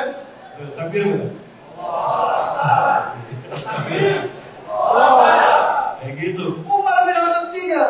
Nah, yang kayak gini disebut teroris, yang kayak gini disebut radikal. Aneh kan? Tidak ada balas dendam. Umar bin Khattab paham ketakutan penduduk Al-Quds ketika Umar datang. Karena raja-raja Arab, raja-raja Barat, kalau datang pasti melakukan pembangkangan. Habis dibanting, perempuannya diperkosa, lalu dibunuh. Umar tidak. Lantang Umar mengatakan di pintu kembali, ya Ahlal Quds, innakum aminun wa aminin. Sesungguhnya kalian aman bersama saya Umar bin Khattab. Tidak ada pembantaian. Aku haramkan kalian bertikai selama Umar bin Khattab pemimpin dunia. Allah. Aneh yang kayak gini disebut radikal. Kayaknya bermasalah pikirannya. Positif Omikron kayaknya. Betul? Gara-gara Omikron terlalu banyak yang dimasukkan ke sakunya. Maka semua pikirannya jadi salah pilihan. Betul? Padahal di rumahnya cukup minyak goreng. Nah, ini gereja sekte kiamat. Orang-orang sekte kiamat hari ini yang ada di Palestina yakin Yesus nanti akan turun di gereja ini. Penuh mobil itu. Setiap hari penuh dia mengunjung ya. Dan kemudian menjelang Masjidil Aqsa. Rasulullah mendarat di sini, mendarat lalu berjalan masuk lewat pintu barat. Nah, pintu inilah yang dimasuki Rasulullah SAW. Ketika Isra Mi'raj. Inilah yang disebut dengan Baitul Maqdis. 1.500 Nabi dan Rasul Bani Israel lahir dibesarkan di sini. Nah, ini pintu barat. Ini dinding yang tersisa dari istana Nabi Daud dan Nabi Sulaiman. Dinding ini dijadikan orang-orang Yahudi sebagai dinding ratapan. Orang Yahudi sedang beribadah di seluruh dunia, memegang dinding ini. Mereka meratapi hancurnya istana raja mereka. Dulu berdiri megah istana Nabi Daud dan Nabi Sulaiman. Yang tersisa tinggal di sebelah sini maksudnya, di samping jam dinding ini. Ya. Nah, hanya dinding ini yang tersisa. Maka dinding ini mereka jadikan sebagai tempat mereka meratapi raja mereka. Namanya dinding ratapan, Wailing Wall. Haitul Makkah. Rasulullah hadir di sini, buruknya ditambahkan di sini, di belakang dinding ini, maka dinamakan Haitul Buraq, dinding buraq. Orang Yahudi ibadahnya memegang dinding ini. Sebelum melakukan baca mantra-mantra, beberapa harapan the wishes mereka tulis. Saya pengen nikah hari tahun ini, bisnis saya keluar, yang hutang saya lunas, semuanya ditulis, dilinting, dimasukin ke salah-salah batu dinding ini. Lalu mereka baca mantra-mantra sambil nangis. Wes 14 akhirnya. Wes 14 akhirnya. Oh, kok mantranya saya kenal kok orang Jawa. Iklan minyak angin, minyak tolak angin. Bapak Ibu, inilah kiblat yang pertama. Ketika Isra Mi'raj, turun perintah salat 5 waktu, kiblat kita ini 16 sampai 17 bulan Rasulullah menghadap di sini. Ada 5 masjid di Masjidil Aqsa. Masjid pertama masjid ini. Ini namanya Masjid Dome of the Rock. Disebut Masjid Dome of the Rock karena di dalam masjid ini terdapat batu Mi'raj. Batunya hampir sebesar kubah ini. Jadi kubah ini pinter dibikin sebesar batu ini. Jadi kalau Bapak Ibu pengen tahu batunya sebesar apa, nyaris sebesar batu ini. Agak sebesar kubah ini, agak kecil sedikit. Ini kubah emas, maka dinamakan kubah Sahara. Kubah emas, ini masjid yang pertama. Al-Aqsa adalah alun-alun seluas 14,4 hektar. Di dalamnya 5 masjid. Masjid yang pertama ini.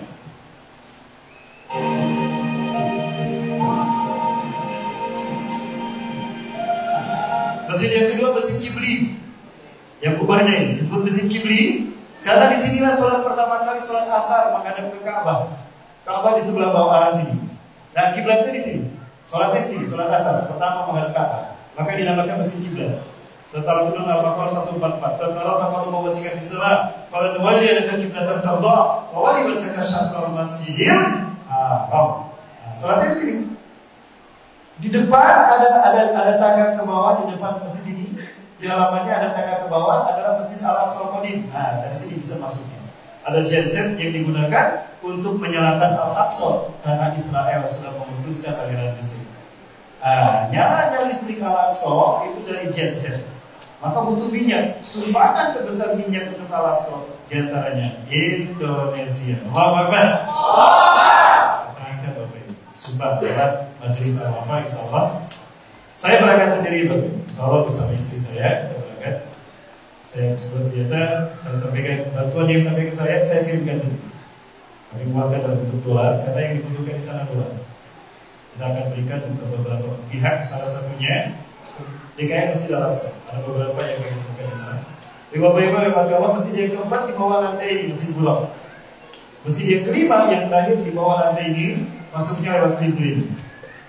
Ke bawah ada tangga. Namanya Masjid Marwani. Bisa perhatikan di sini ya.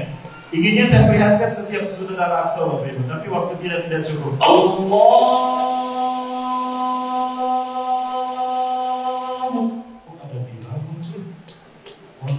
Salah alamat tampilan. Bapak Ibu yang pakai sebelah utara manfaat tadi muncul sendiri ya. Itu Bilal bin Rabah. Gambaran azannya Bilal bin Rabah. Bapak Ibu yang pakai sebelah utara, inilah dia Masjid Marwani. Saya memasuki masjid ini ketika waktu asar. Yang Bapak Ibu dengar, inilah azan asar di Masjidil Aqsa. Nah, di Masjid Marwani, pintu masuknya dari lantai tadi yang saya tunjukkan, ada tenda biru, masuk bawah. Beginilah tangga yang dituruni Rasulullah. Di kanan kirinya ada para nabi dan rasul. Salaman sama Rasulullah SAW. Tidak terbayang bagaimana suasana peristiwa Islam. Terus Rasulullah berjalan ke lorong ini. Seperti inilah masjid yang dimasuki Rasulullah. Ada perapian, Rasulullah turun. Nah, di ruangan inilah Nabi Sulaiman mengadakan kajian. Di sini Nabi Sulaiman kajian. Ini mantan pacar saya. Ini anak-anak Palestina. Di sini pula para jin berbaris mendengarkan ceramahnya Nabi Sulaiman dan Nabi Daud.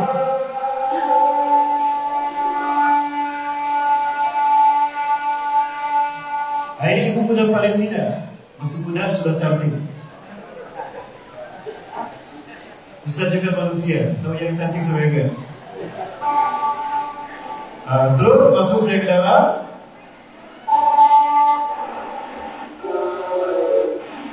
Di sinilah Rasulullah berdiri menjadi imam sholat. 1500 tahun Nabi dan Rasul hadir di sini. Allah. Rasulullah menjadi imam sholat para Nabi dan Rasul. Inilah mulianya Rasulullah SAW. Beliau bukan Nabi dan Rasul bagi kita, tapi juga beliau bukan hanya Nabi dan Rasul bagi kita saja, tapi beliau adalah Nabi dan Rasul bagi semua Nabi dan Rasul. Saking mulianya beliau, Allah ambil sumpah para Nabi dan Rasul. Adakah dalam Quran surat apa? Al-Baqarah ayat Al-Quran ayat 81-82.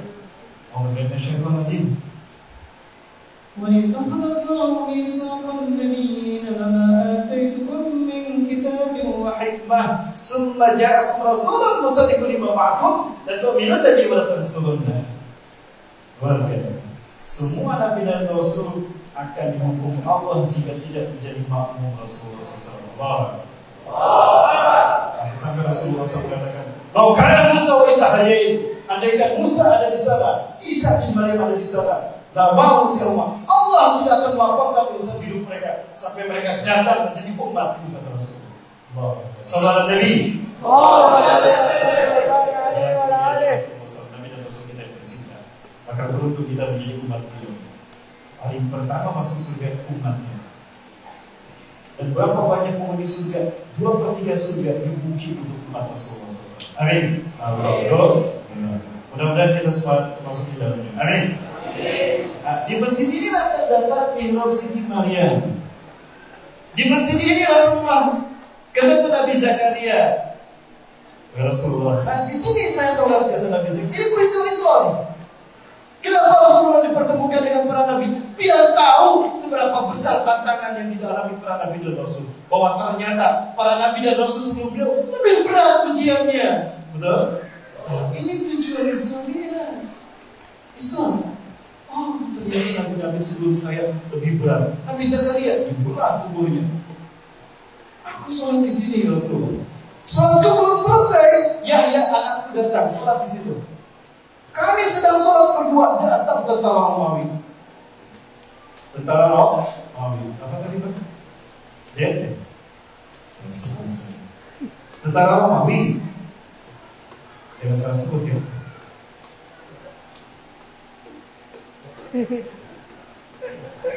Tentara Romawi. Jangan salah sebut. Datang tentara Romawi, disiksa. Nabi Zakaria disiksa, Nabi Yahya disiksa. Lagi sholat. Nabi Yahya disembelih sampai putus kepala, dimasukkan ke dalam ember, darahnya ditampung begitu. Aku dipegang dan aku menyaksikannya karena aku sedang sholat. Aku tidak menolongnya. Aku sedang sholat ya Rasulullah. Aku pun dipegang oleh mereka. Lalu aku dibetulkan ke dinding.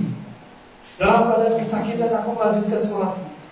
Setelah mereka pergi membawa jasad Yahya, aku selesaikan sholat, lalu aku lari menyelamatkan diri. Rasulullah mendengar cerita Nabi Zakaria, dan aku bingung. Aku sudah kakek-kakek, usiaku sudah 100 tahun lebih, ya Rasulullah. Lalu kemana kau pergi? Allah perintahkan sebuah pohon membelah dirinya. Pohon membelah dan berkata kepada Nabi Zakaria, "Ya Nabi Allah, ihtabi nafsaka fiyya." Sembunyikan dirimu di dalamnya. Sa'afika minhum, aku sembunyikan kau dari mereka. Maka Nabi Zakaria masuk ke pohon itu. Iblis mengikutinya dari belakang. Sorbannya ditarik, lutut, sorbannya nongol. Maka ketika datang tentara Romawi, kamu kakek sembunyi di sini, pintar kamu, dasar tukang sihir, kamu bersembunyi di dalam pohon. Tapi sayang, sihirmu tidak sempurna. Ini nongol di sorbanmu di leher. Berarti leher kamu di sini, pinggang kamu di sini, digergaji pinggangmu. Nabi Zakaria, Rasulullah belum disiksa, Nabi Zakaria disiksa. Di situ Rasulullah, ternyata Nabi sebelum di perang ujiannya. Dimulainya semangat Rasulullah untuk berdakwah. Betul? Ini tujuan Bismillah. Di saat gergaji itu mengenai tubuh saya menjerit ya Rasulullah. Tapi sebelum saya menjerit, Allah berfirman, Ya Zakaria, intarfa sautak, sawa'azibuhum, waliyabba minhum, walabi wahid. Hai Zakaria, jika kamu menjerit karena kesakitanmu, aku azab mereka, akan aku habiskan umatmu sehingga tidak ada yang tersisa seorang pun. Terus, apakah Anda menjerit wahai Nabi Zakaria? Aku diam ya Rasulullah sampai mereka membelah tubuhku menjadi dua. Oh, ternyata lebih berat Nabi dan Rasulullah. Begitu Allah pertemukan para Nabi dan Rasul dengan Rasulullah. Cerita sama Rasulullah, bagaimana pengalaman kalian berdakwah? Ternyata Rasulullah belum apa-apa kata beliau. Kemudian dinaikkan ke langit. Subhanallah. Islam menggunakan batu. Mana batunya? Ini batunya. Ini dalam batu yang dinaiki Rasulullah SAW. Ini kunjungan kami 2017 bersama jamaah Hudud dari Makassar. Batu ini sedang dibersihkan. Sebesar inilah batu yang dinaiki Rasulullah SAW. Dan ini kubah yang di atas. Jadi nyaris sebesar kubah emas tadi. Ini bagian dalam dari kubah emas. Dan kita bisa memasuki batu ini karena batu ini terapung, Bapak Ibu. Kita jalan sedikit masuk ke sini. Nah, ini pintu masuknya. Ini pintu masuk ke bawah batu miras. Batu ini memang terapung sehingga kita bisa sholat di bawah batu ini. Ini banyak yang sholat di bawah batu.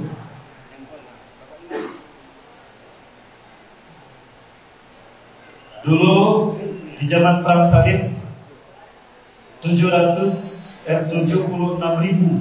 orang Islam Suriah dan Palestina disembelih ketika perang salib di zaman Salahuddin Ayyubi. Kenapa mereka disembelih? Mereka disembelih di atas ini. Kenapa dibikin lubang? Supaya darah mereka mengumpul di bawah batu. Jadi dilubangi oleh tentara Romawi di zaman Salahuddin Ayyubi. Mereka dipaksa murtad. Di antara mereka ada cerita, dulu ada cerita begini bro, ada cerita 5 tentara Muslim ditawar oleh tentara Romawi. Mereka dipaksa murtad. Pemimpin tentara Romawi mengatakan, "Apabila tashhad, kul la ilaha illa Yesus, amin." Katakan, siapa Tuhan? Kalau kau katakan tidak ada Tuhan selain Yesus, aman. Yang pertama, aman. Yang kedua sama, la ilaha illa Yesus. Tidak ada Tuhan selain Yesus, aman dia. Terus sampai terlihat terakhir yang kelima, pemimpin pasukan Muslim. Panglima ini mendatangkan dia kain. Hatta syahadu ini Yesus ilahu. Apa yang kau katakan hai Panglima? Apakah kau bersaksi Yesus Tuhanmu? Maka Panglima ini mengatakan dengan sangat lantang, asyhadu an la ilaha illallah Muhammadur Rasulullah. Disiksa dia, diseret dari sungai, dipenggal kepala, putus kepala. Tapi subhanallah, ini kisah nyata. Allah abadikan dalam kitab Abdul Sasar Al-Qadi Tanbihul Babir kalau tidak salah. Itu kepala panglima perang Muslim itu tidak hanya tenggelam tidak, tapi berputar-putar di satu tempat dan berdiri begitu, terapung dengan jelas membaca ayat terakhir dari surat Al-Fajr. Gimana bunyinya? Ya ayyuhan nafsul mutmainnah irji'i ila rabbiki radiyatan mardiyah. Fadkhuli fi ibadi wadkhuli jannati. Itu membaca itu. Wahai jiwa yang tenang, cobalah kepada Tuhanmu dalam keadaan ridha dan diridhoi. Masuklah ke dalam surgaku bersama hamba-hambaku. Subhanallah. Maka yang murtad dari beriman lagi dibariskan penggal lehernya satu-satu. 76.000 dipenggal disembelih di sini karena tidak mau beriman kepada Yesus, tetap beriman pada Allah, darahnya membedah di sini. Ketika Salahuddin Ayyubi membebaskan Al-Quds dalam perang salib, maka dimakamkan sebagai syuhada persis di bawah batu ini. Bapak Ibu rahmati Allah Subhanahu wa taala, dan ini adalah Masjidil Aqsa. Kami perlihatkan perjalanan kami kepada Bapak sekalian. Inilah gambaran dari Masjidil Aqsa yang luas. Di sinilah dulu berdiri dengan megah istana Nabi Daud dan Nabi Sulaiman. Nah, ini Masjidil Haram. Di sudut yang saya perlihatkan di sebelah sini, ini ada tentara Yahudi yang sedang berjaga-jaga dengan senapan mereka. Kalau ada yang mencurigakan, tembak mati jika dia orang Palestina. Tapi kalau kita pengunjung, aman. Mereka tidak berani melukai dan dilarang melukai pengunjung. Jadi Bapak Ibu jangan khawatir, betapapun ada banyak tentara Yahudi, kita aman di sana. Kita lewat sana, melewati Masjid Al-Muqaddas ini, kita akan sampai ke Masjid Qibli. Nah, ini Masjid Qibli. Masjid yang kebesar kedua di Masjidil Al-Aqsa. Jadi ini pemuda-pemudi Palestina. Cantik ya?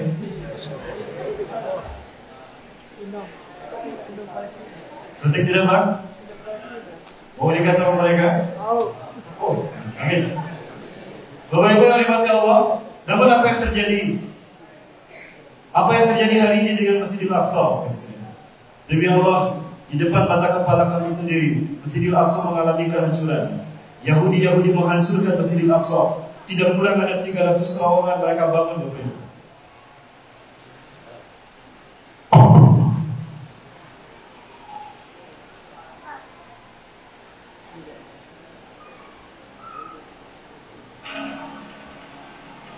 Di dalam terowongan-terowongan kecil yang jumlahnya ada 300, ada dari ujung ke ujung. Tujuannya apa? Menghancurkan kiblat kita yang pertama. Kalau kiblat pertama ini hancur, mereka akan menggantinya dengan istana Dajjal. Kenapa Dajjal belum datang juga? Karena istananya belum ada. Jadi kalau mereka bisa berhasil menghancurkan kiblat kita yang pertama, buru-buru mereka menggantinya dengan Haikal Solomon. Seperti apa Ustaz? Haikal yang akan mereka bangun. Seperti ini Bapak sekalian. Ini adalah gambaran Haikal Solomon yang akan mereka bangun. Allah, Bapak Ibu sahabat, biasa Bapak Ibu mati Allah. Alhamdulillah, inilah kiblat kita yang pertama, tapi sayang sekali. Kiblat kita yang pertama ini dalam ancaman kehancuran oleh Yahudi. Ini kiblat kita yang pertama. Kalau ini hancur, akan mereka ganti dengan Haikal Solomon. Inilah istana Dajjal yang akan mereka persiapkan. Ini market yang mereka sepakati di antaranya. Dan kalau istana kita hancur diganti, Masjidil Aqsa hancur diganti istana Dajjal, berarti Dajjal menang, para nabi dan rasul kalah. Na'udzubillah. Inilah yang mereka ingin capai, dan ini demi Allah nyaris sempurna. Perang Rusia Ukraina bisa jadi merupakan awal dari perang Al-Marhamah. Itu demikian, saksikan dalam kajian saya insyaallah dalam Safari Dakwah ini kita bahas berangkat dari Isra Mi'raj, kita bahas fitnah akhir zaman sampai selesai, sampai kita masuk surga atau neraka di kajian ini. Sampai kapan Ustaz? Sampai tanggal 14. Maka hadir terus dalam kajian bersama saya dan juga Majlis Al-Wafa sama Ustaz Bayu dan kawan-kawan. Ikuti Bapak Ibu ya. Besok kita lanjut materinya. Kita sambung terus. Saya siapkan materinya dari awal sampai akhir ini.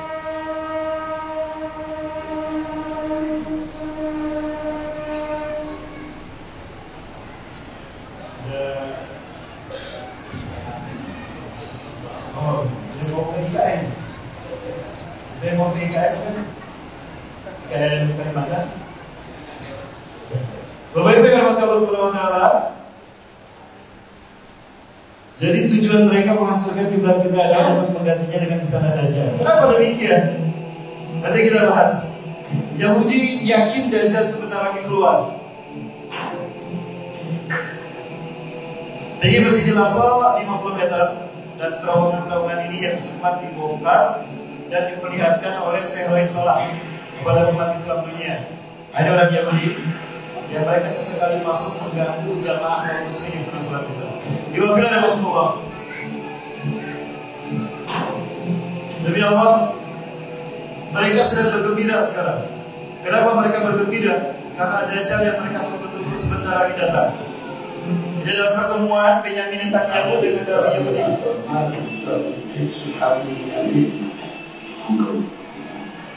Наши родители, наши шатания шьют его, так наши руки знаете это. Это не нашли, один что один это. Mereka yakin Dajjal yang mereka tunggu-tunggu, Dajjal bagi kita, Mesias bagi Yahudi. akan datang. Kenapa mereka yakin? Karena tanda kemunculannya sudah terjadi pula. Apa Ustaz tanda kemunculan Mesaya atau Dajjal bagi kita? Mesaya bagi mereka? Apabila lahir seekor sapi jantan berwarna merah semuanya, tanpa cacat sedikit pun di seluruh tubuhnya, itu pertanda Mesaya akan datang. Bapak Ibu tolongkan kita, sapi ini sudah ada sekarang, sudah baik. Ini sapinya. Years we've been waiting for a perfect red heifer. You know, people think that finding a real red heifer is impossible. But the truth is, there are thousands of red heifers around the world. Ini sapi. Kalau sapi ini sudah lahir, maka sapi inilah yang nanti akan diikat, diletakkan sebuah nampan besar, digotong. Ritual sacrifices untuk Dajjal dilakukan di puing-puing Masjidil Aqsa di atas istana Haikal Solomon. Ini sebetulnya yang sedang mereka lakukan yang untuk hari ini Palestina. Dan kita dibikin lupa dengan rekayasa mereka ini dengan berbagai macam isu-isu dunia, termasuk isu minyak goreng.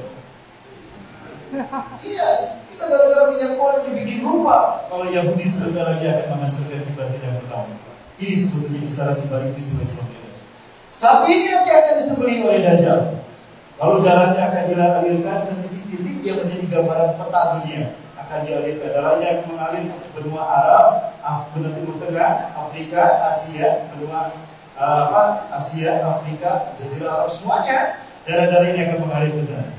Setelah itu maka Yesus, orang-orang Yahudi membaca Yel menyembah Dajjal. Nah itu yang mereka yakini. Makanya ketika sapi ini lahir, mereka menyambutnya dengan sukacita. Sampai-sampai mereka menerobos memaksa masuk ke dalam Masjidil Aqsa.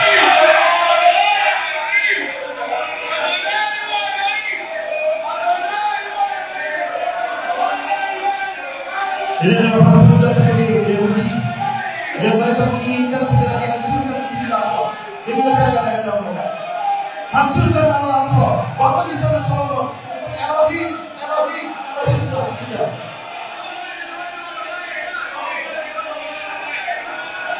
Mereka merasa yakin akan berhasil menghancurkan kiblat yang pertama. Demi Allah, suara ratusan umat Islam di sana mendengar bagaimana Al-Aqsa menyeru umat Islam dunia. Mana umat Muhammad? Mana umat Muhammad? Selamatkan aku dari tangan Yahudi. Maafkan, demi Allah, Al-Aqsa sedang memanggil kita hari ini. Tapi adakah kita mendengar Maafkan? Al-Aqsa kiblat para nabi dan rasul sekarang ada dalam ancaman kehancuran.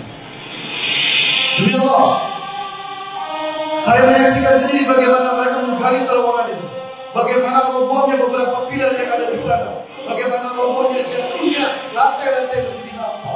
Tapi Allah masih menjaganya karena Allah yakin 3 pasukan besar akan datang menyelamatkan Al-Quds. Allahu Akbar. Kapan besar? Sebentar lagi insyaallah. Bila hanya orang tua yang boleh sholat di sini, orang Palestina yang boleh sholat di sini Aqsa, hanya orang tua saja. 60 tahun ke atas, yang muda-muda diusir tidak boleh sholat di sini.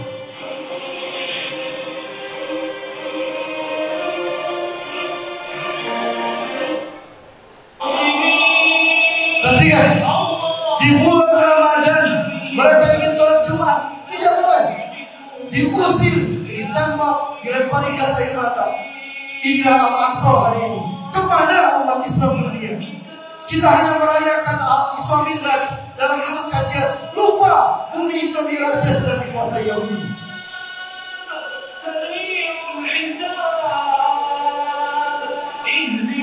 Yang muda-muda akhirnya sholat di luar Al-Quds, di jalan-jalan. Sholat tarawih di bawah waktu di sana. Itu pun dibatasi hanya sekian menit saja. Lebih dari itu mereka diusir, ditembak mati.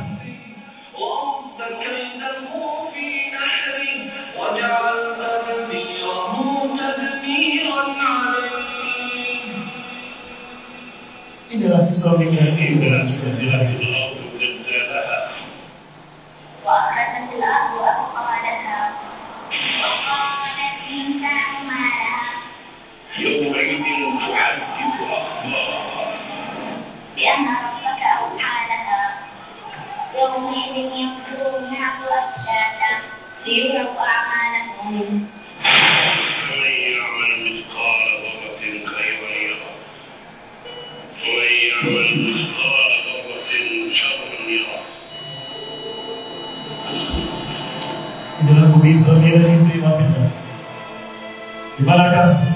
domba takbir yang ada di perayaan tablik akbar Isra Mi'raj.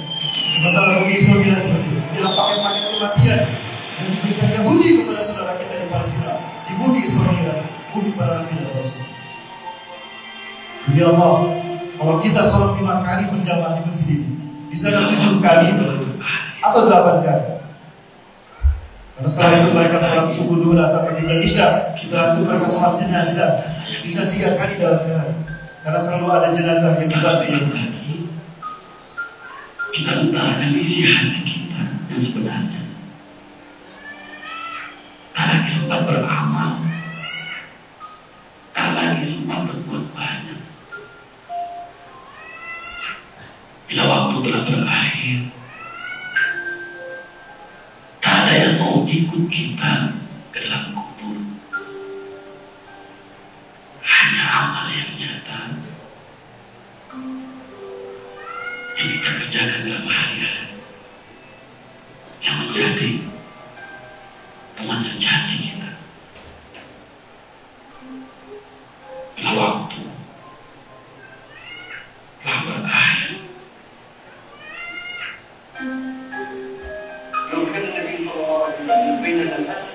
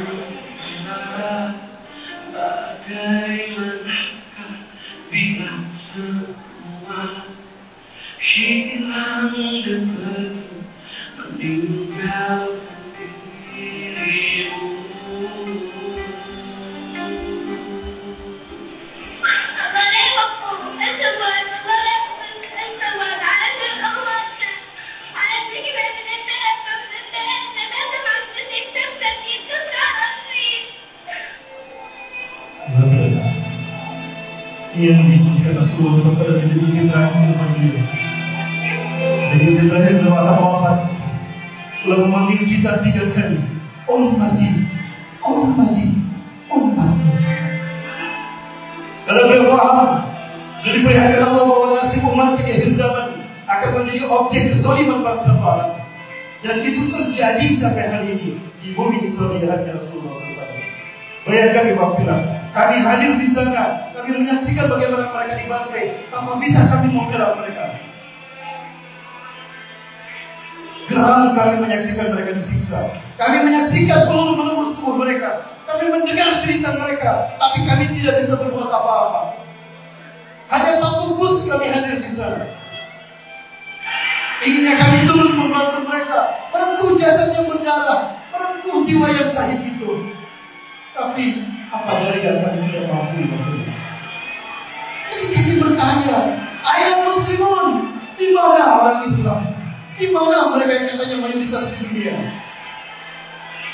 Di Wafila, hanya 5 juta Yahudi di Palestina yang menyebabkan perubahan ini. Dan di sekeliling Palestina ada 300 juta orang Arab.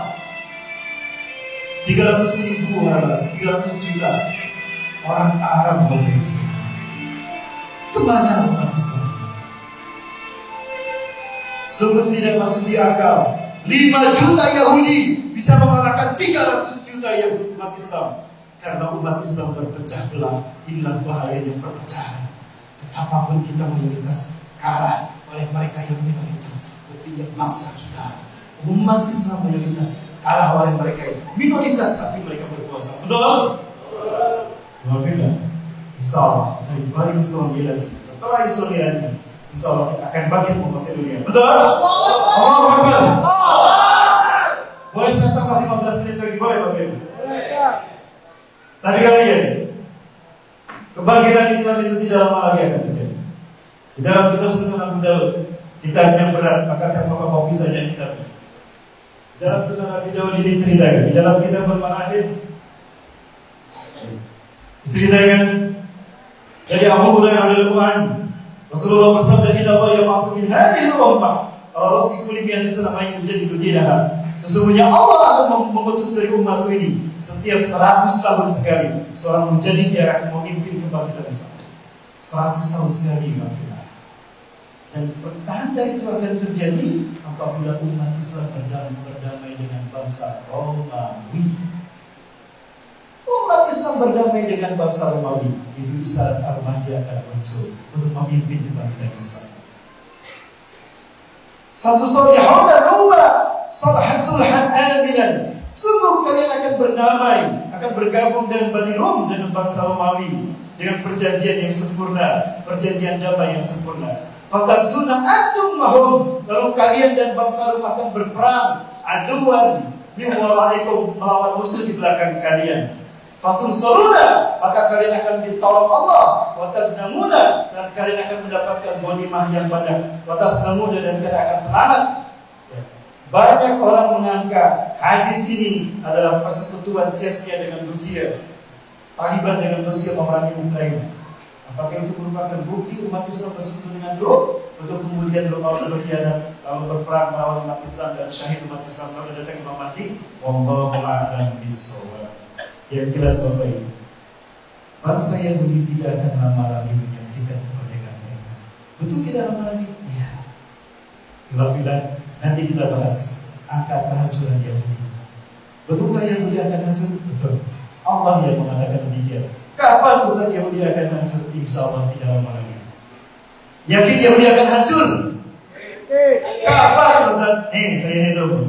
Saya perlihatkan Bapak Ibu. Di dalam mereka pasukan Dajjal. Pasukan yang selama ini membantu saudara-saudara kita ya Bapak. Mereka memperolok-olok hadis Rasulullah SAW sebagaimana terjadi di negara kita. Rasulullah menyebutkan Dajjal bermata satu. Mereka gambar mata satu di pesawatnya menghormati saudara kita. Rasulullah sebutkan ada tulisan kafir di jidat Dajjal. Mereka tulis kafir itu di atas, di samping pesawat-pesawat mereka. Dan inilah janji Allah kepada kita umat Islam, bahwa ketika mereka melakukan kerusakan 2 kali atau sidana fil ardi marratan, Allah akan hancurkan mereka. Setiap kehancuran yang mereka lakukan akan ada hukuman bagi mereka. Al-Isra ayat ke-4 sampai ayat ke-100. Seorang pakar ilmu Quran, Dr. Basar Nahar Jalal, membukukan tulisannya, belum menganalisa Yahudi akan hancur di tahun 2022. Sekarang tahun berapa?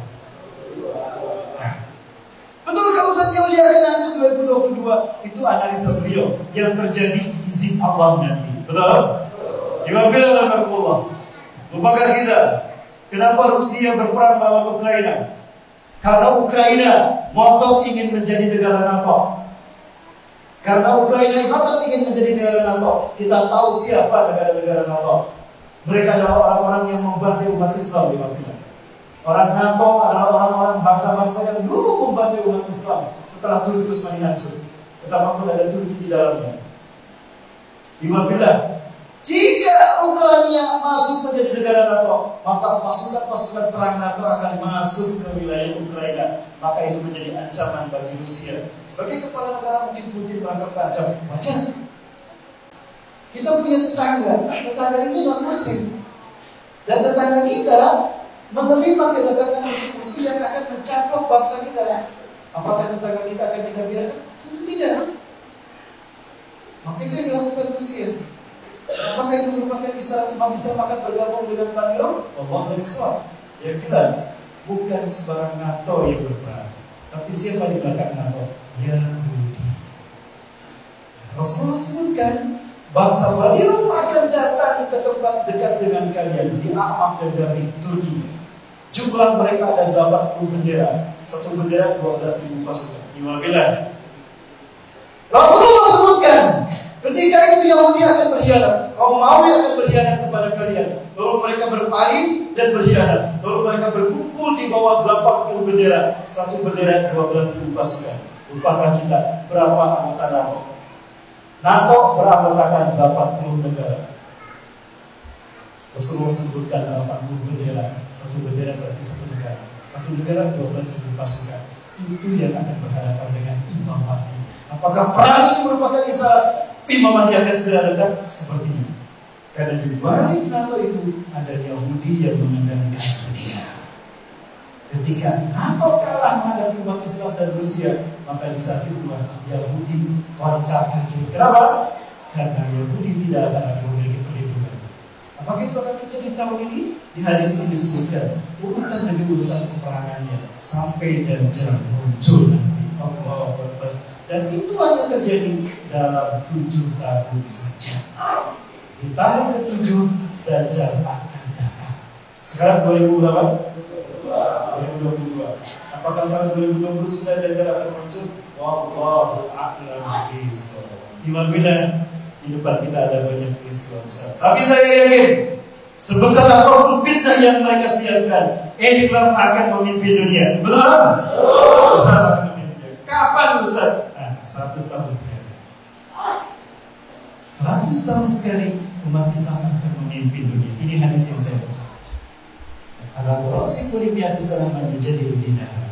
Siapa beliau? Imam Mahdi yang akan memenuhi dunia ini dengan kesejahteraan dan keadilan. Kapan beliau muncul Ustaz? Ya, tadi singkat itu saja. Bila bahwa maka akan muncul 3 pasukan besar dunia. Siapa 3 pasukan besar dunia itu? Yang pertama adalah Ahlu Syam itu sendiri. Rasulullah bersabda, "Satakunu jundun fil Iraq, satakunu jundun fi Syam, wa satakunu jundun fi Yaman." Akan ada mobilisasi pasukan perang di Irak, di Syam dan di Yaman. Seorang sahabat bertanya, "Rasulullah, jika itu terjadi di zaman kami, dengan pasukan mana kami bergabung?" "Wa'alaikum bisyam." Bergabunglah kalian dengan pasukan Syam. Fa'inal malaikata basitatun ajnihatiha.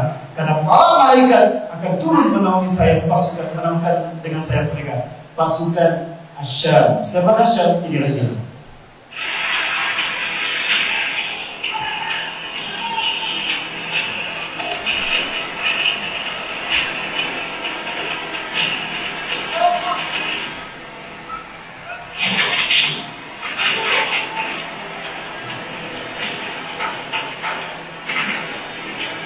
Dalam pasukan yang kata Rasulullah SAW akan menjadi satu dari 3 pasukan Imam Mahdi yang akan dikuatkan dengan turunnya Isa bin Maryam menjadi penguat dari kekuatan umat Islam saat itu.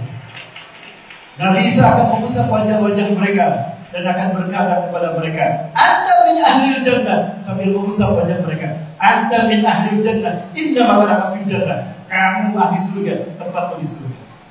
Pasukan pertama, siapa mereka? Al-Musyam, Palestina dan Suria. Saya sudah bertemu dengan mereka dan mereka mengatakan bangga kepada kita bahwa kita pasukan yang ketiga. Bentuklah pasukan yang ketiga? Insya Allah.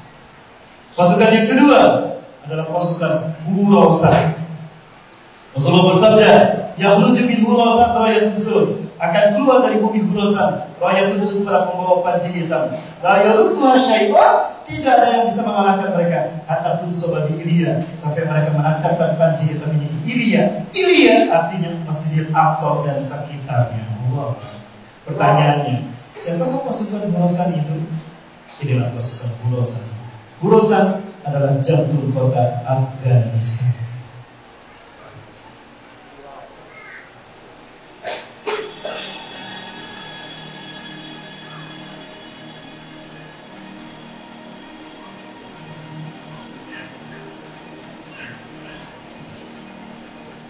But really, Afghanistan is in the heart of Khorasan.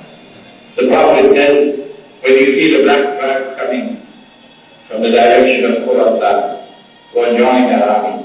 That army has already started its march. They know it. And that's why they demonize as a terrorist anyone who supports that army.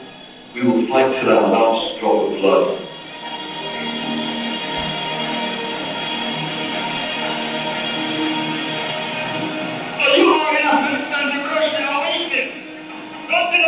Afghanistan, it is the graveyard for all Sultan.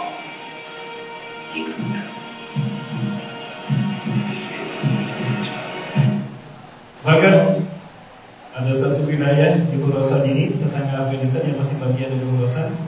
Di sana ada pasukan-pasukan kecil yang akan menjadi malaikat-malaikat penghancur kekuasaan hidayah di dunia, tanpa dideteksi oleh dunia. Allah siapkan pasukan-pasukan. Inilah mereka yang sepertinya juga akan menjadi bagian dari pasukan Khorasan, para pembawa pencinta dari bumi Khorasan. Allah, inilah mereka.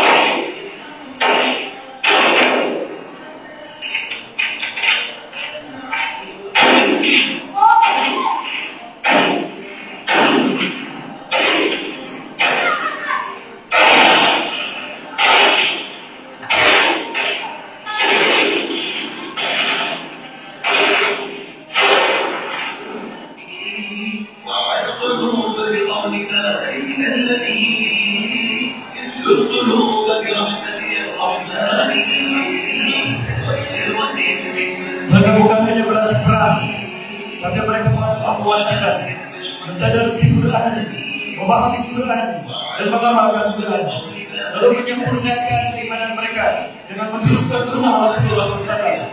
Sehari-hari mereka diarahkan untuk menghidupkan Quran dan sunnah.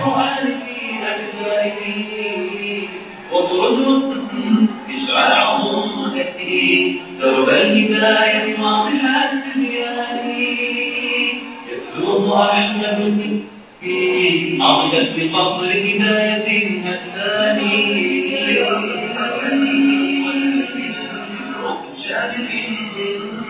فرأيته متقطع الأركان يا حافظ القرآن بلا تعجل بها ما أنت Inilah bagian dari pasukan Khorasan. Apakah mereka yang akan menjadi pasukan Imam Mahdi? Wallahu a'lam bishawab. Ustaz, baru 2 pasukan. Pasukan yang ketiga siapa? Tahun 97. Setelah Taliban berhasil mengusir Rusia, mempermalukan polisi Yazid, ribuan tentara Rusia mati di Afghanistan. Maka negara adidaya Blok Timur Rusia tidak mampu mengalahkan Taliban. Hekmatyar sempat ceramah mobilisasi pasukan Aliansi Utara, lalu beliau turun menghampiri salah seorang mujahid Indonesia yang ikut berperang. Lalu Hekmatyar menepuk pundak Muslim Indonesia. Ya Indonesia, ilam yakum amrun dinina min biladina, fasayuqamu min biladikum. Hei orang Indonesia, jika Islam tidak tegak dari bumi Khorasan Afghanistan, maka Islam akan tegak dari bumi kamu. Inilah pasukan yang ketiga itu. Yakin kita pasukan yang ketiga? Allahu Akbar. Apa yang membuat kita yakin? Perhatian. Baru dengan berkumpul 411212 dunia bangkit. Ya. Kumpulnya kita di 411212 bukan sekedar kumpul, bukan sekedar kumpul. Perhatikan hikmah yang terjadi kepada kumpulnya. Kita menyuarakan suara keadilan, suara kemenangan masa bersatu 212.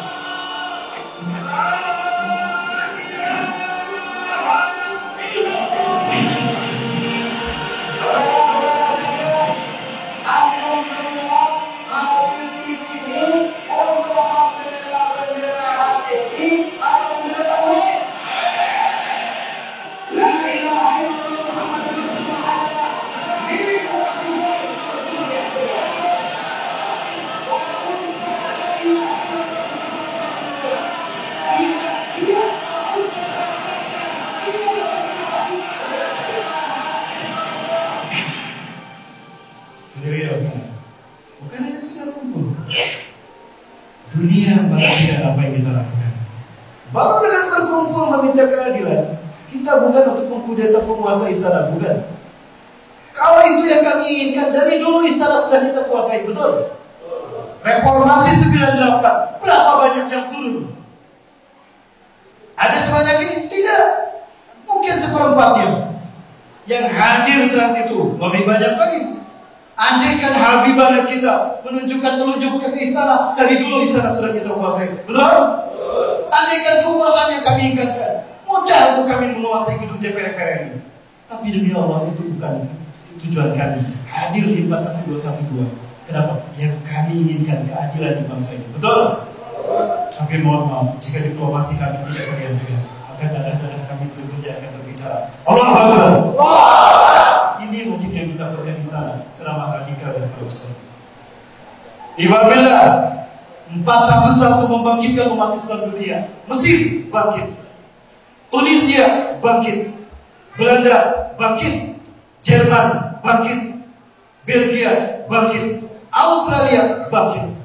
Bahkan Rusia yang katanya negara komunis, umat Islamnya pun bangkit. Putin tidak menghalangi mereka. Putin justru membebaskan mereka. Silakan tampakkan kemarahan kalian. Allahu Akbar.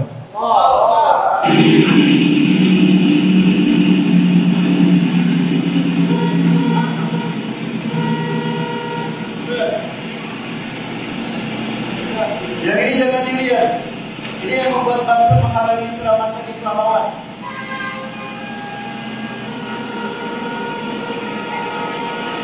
Jadi wabilah. Jadi yakin ya, sebentar lagi kita mulai. Insyaallah, tekanan demi tekanan ini merupakan cara Allah menguji kita. Wabilah, mohon maaf saya tidak menggunakan nik.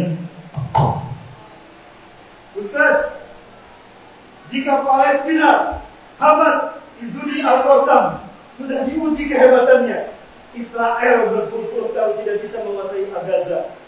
Mereka sudah teruji, Ustaz. Taliban sudah terbukti kehebatan mereka. Rusia dan Amerika tidak bisa mengalahkan mereka. Dua negara adidaya yang kuat di dunia tidak bisa mengalahkan Taliban. Kok Indonesia bisa menjadi pasukan yang ketiga? Jangan salah. Hamas, Izudin Al-Qassam berhadapan dengan dunia hakikatnya, ya, melalui sosok Israel, tidak terkalahkan. Taliban menghadapi Rusia dan Amerika tidak terkalahkan. Lalu siapa yang akan menguji kehebatan kita? Lupakah kita Rasulullah pernah bersabda, La taqumu sa'atu hatta tuqatilu qauman sigol ayun juluduhum ahmar zulfar unuf ubudum tabajani berkelapa. Yang tidak akan terjadi sehingga kalian berperang dengan sebuah bangsa. Sipit mata mereka, merah kulit mereka, pesek hidung mereka, lebar wajah mereka. Sudah datang mereka ke bangsa kita. Sudah hadir mereka di Indonesia.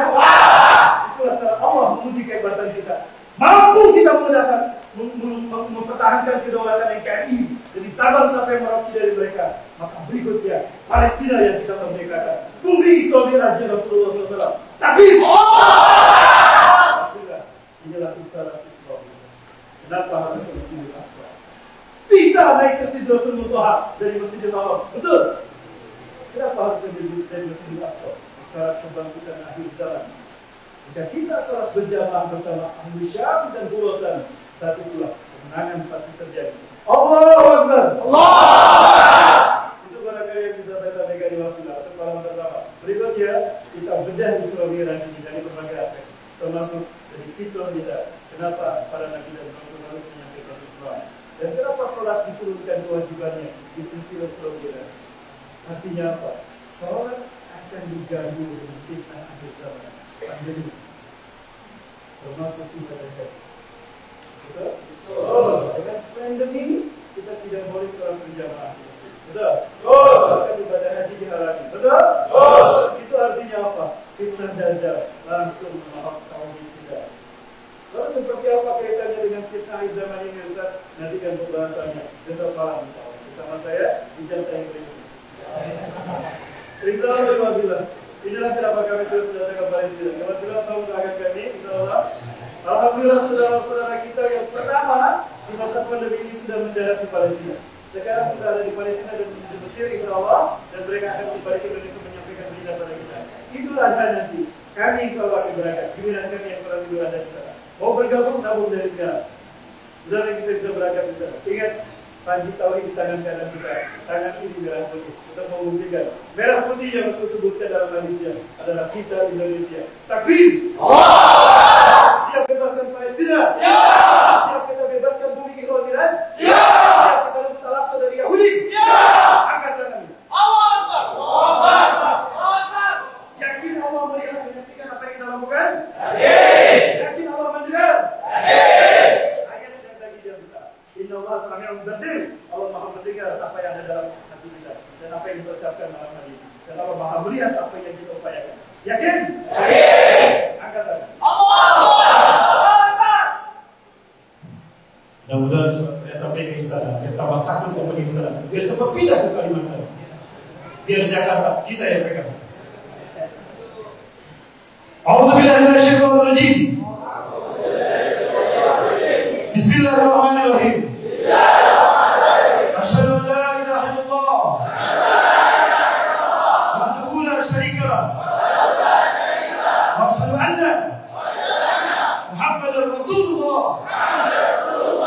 Kami umat Islam Sumatera Utara dengan ini menyatakan tidak ada Tuhan selain Allah, tidak ada sekutu baginya. Kami bersaksi Nabi Muhammad utusan Allah, tidak ada nabi setelah beliau. Kami umat Islam Sumatera Utara menyatakan satu, siap membebaskan bumi Islam Rasulullah SAW. Kedua, merebut Masjidil Aqsa dari garis Yahudi la'natullah alaihim. Ketiga, menyambut kebangkitan Islam dengan jiwa dan darah kami. Takbir. Siri Palestin. Siri Al-Quds. Siri Aqsa. Biru. Bidang. Nabi Kaya Aqsa. Biru. Bidang. Nabi Kaya Aqsa. Allah Akbar. Kita sudah berikrar di hadapan Allah dan kita yakin Allah Maha mendengar. Setelah acara ini Allah akan menagih janji kita. Berjuangkan kemenangan Islam sebentar lagi.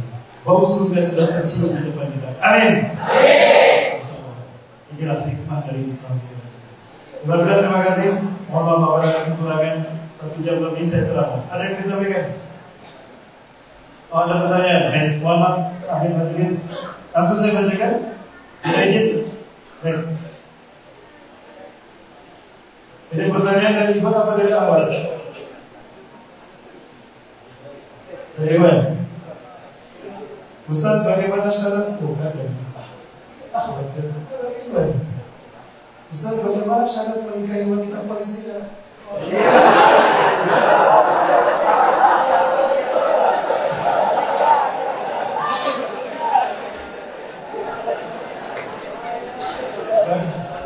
Saya sampai hari ini belum punya istri.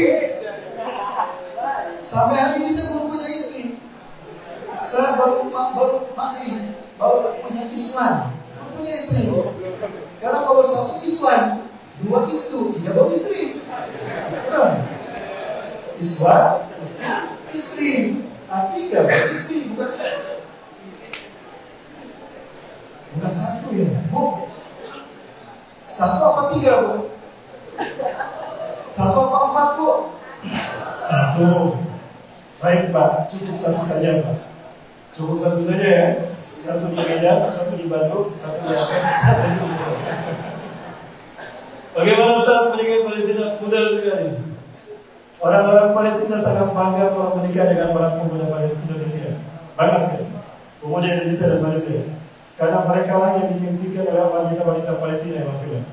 Demi Allah, mereka bangga jika kita nikahi. Tapi dengan syarat, setelah kita menikahi mereka, kita tidak boleh kembali ke Indonesia.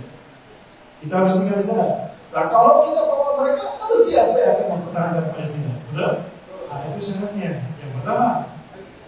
Syarat yang kedua, siap syahid di bumi Palestina.